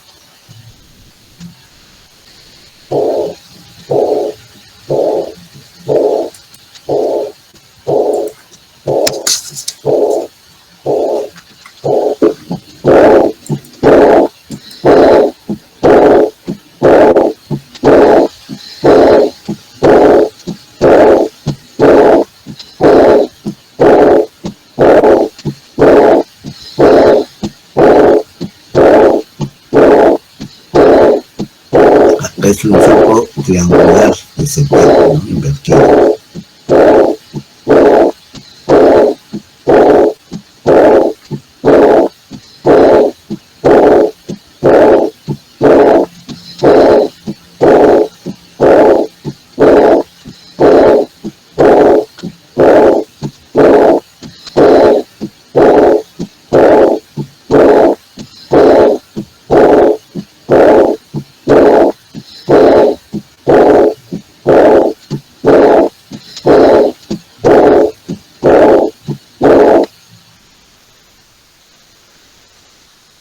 Vamos a escucharlo ahora una estenosis aórtica severa.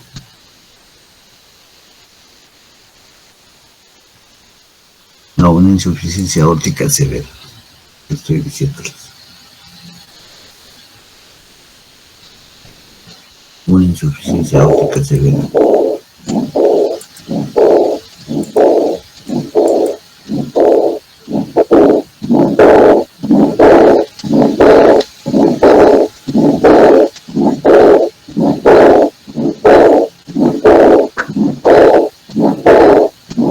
También acá un leve soplo sistólico.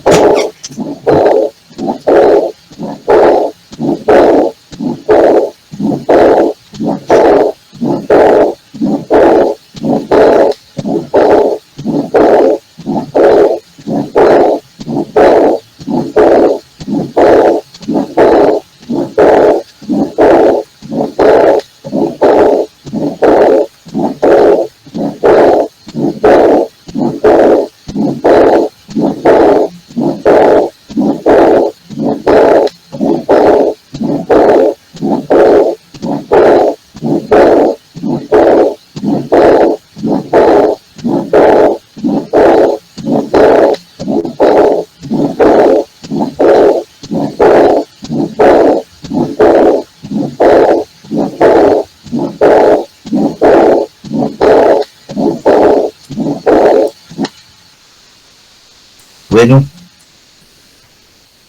con esto hemos terminado las dos clases que nos correspondían a ustedes. Los felicito porque ustedes están preparándose para médicos, ¿no? Con ustedes no puede haber cansancio. Terminamos con 57. Así como ustedes se levantan temprano, yo me levanto igual de temprano. Y ustedes son muchachitos, tienen que soportar. Ustedes van a ser médicos. Bueno, nos vemos. Creo que tenemos clase el día martes y miércoles. Nos vemos hasta la próxima semana. Mañana tienen una clase con la doctora Chumiriza. Hasta mañana, vayan a descansar, que temprano tienen que estar en sus hospitales. Los veo.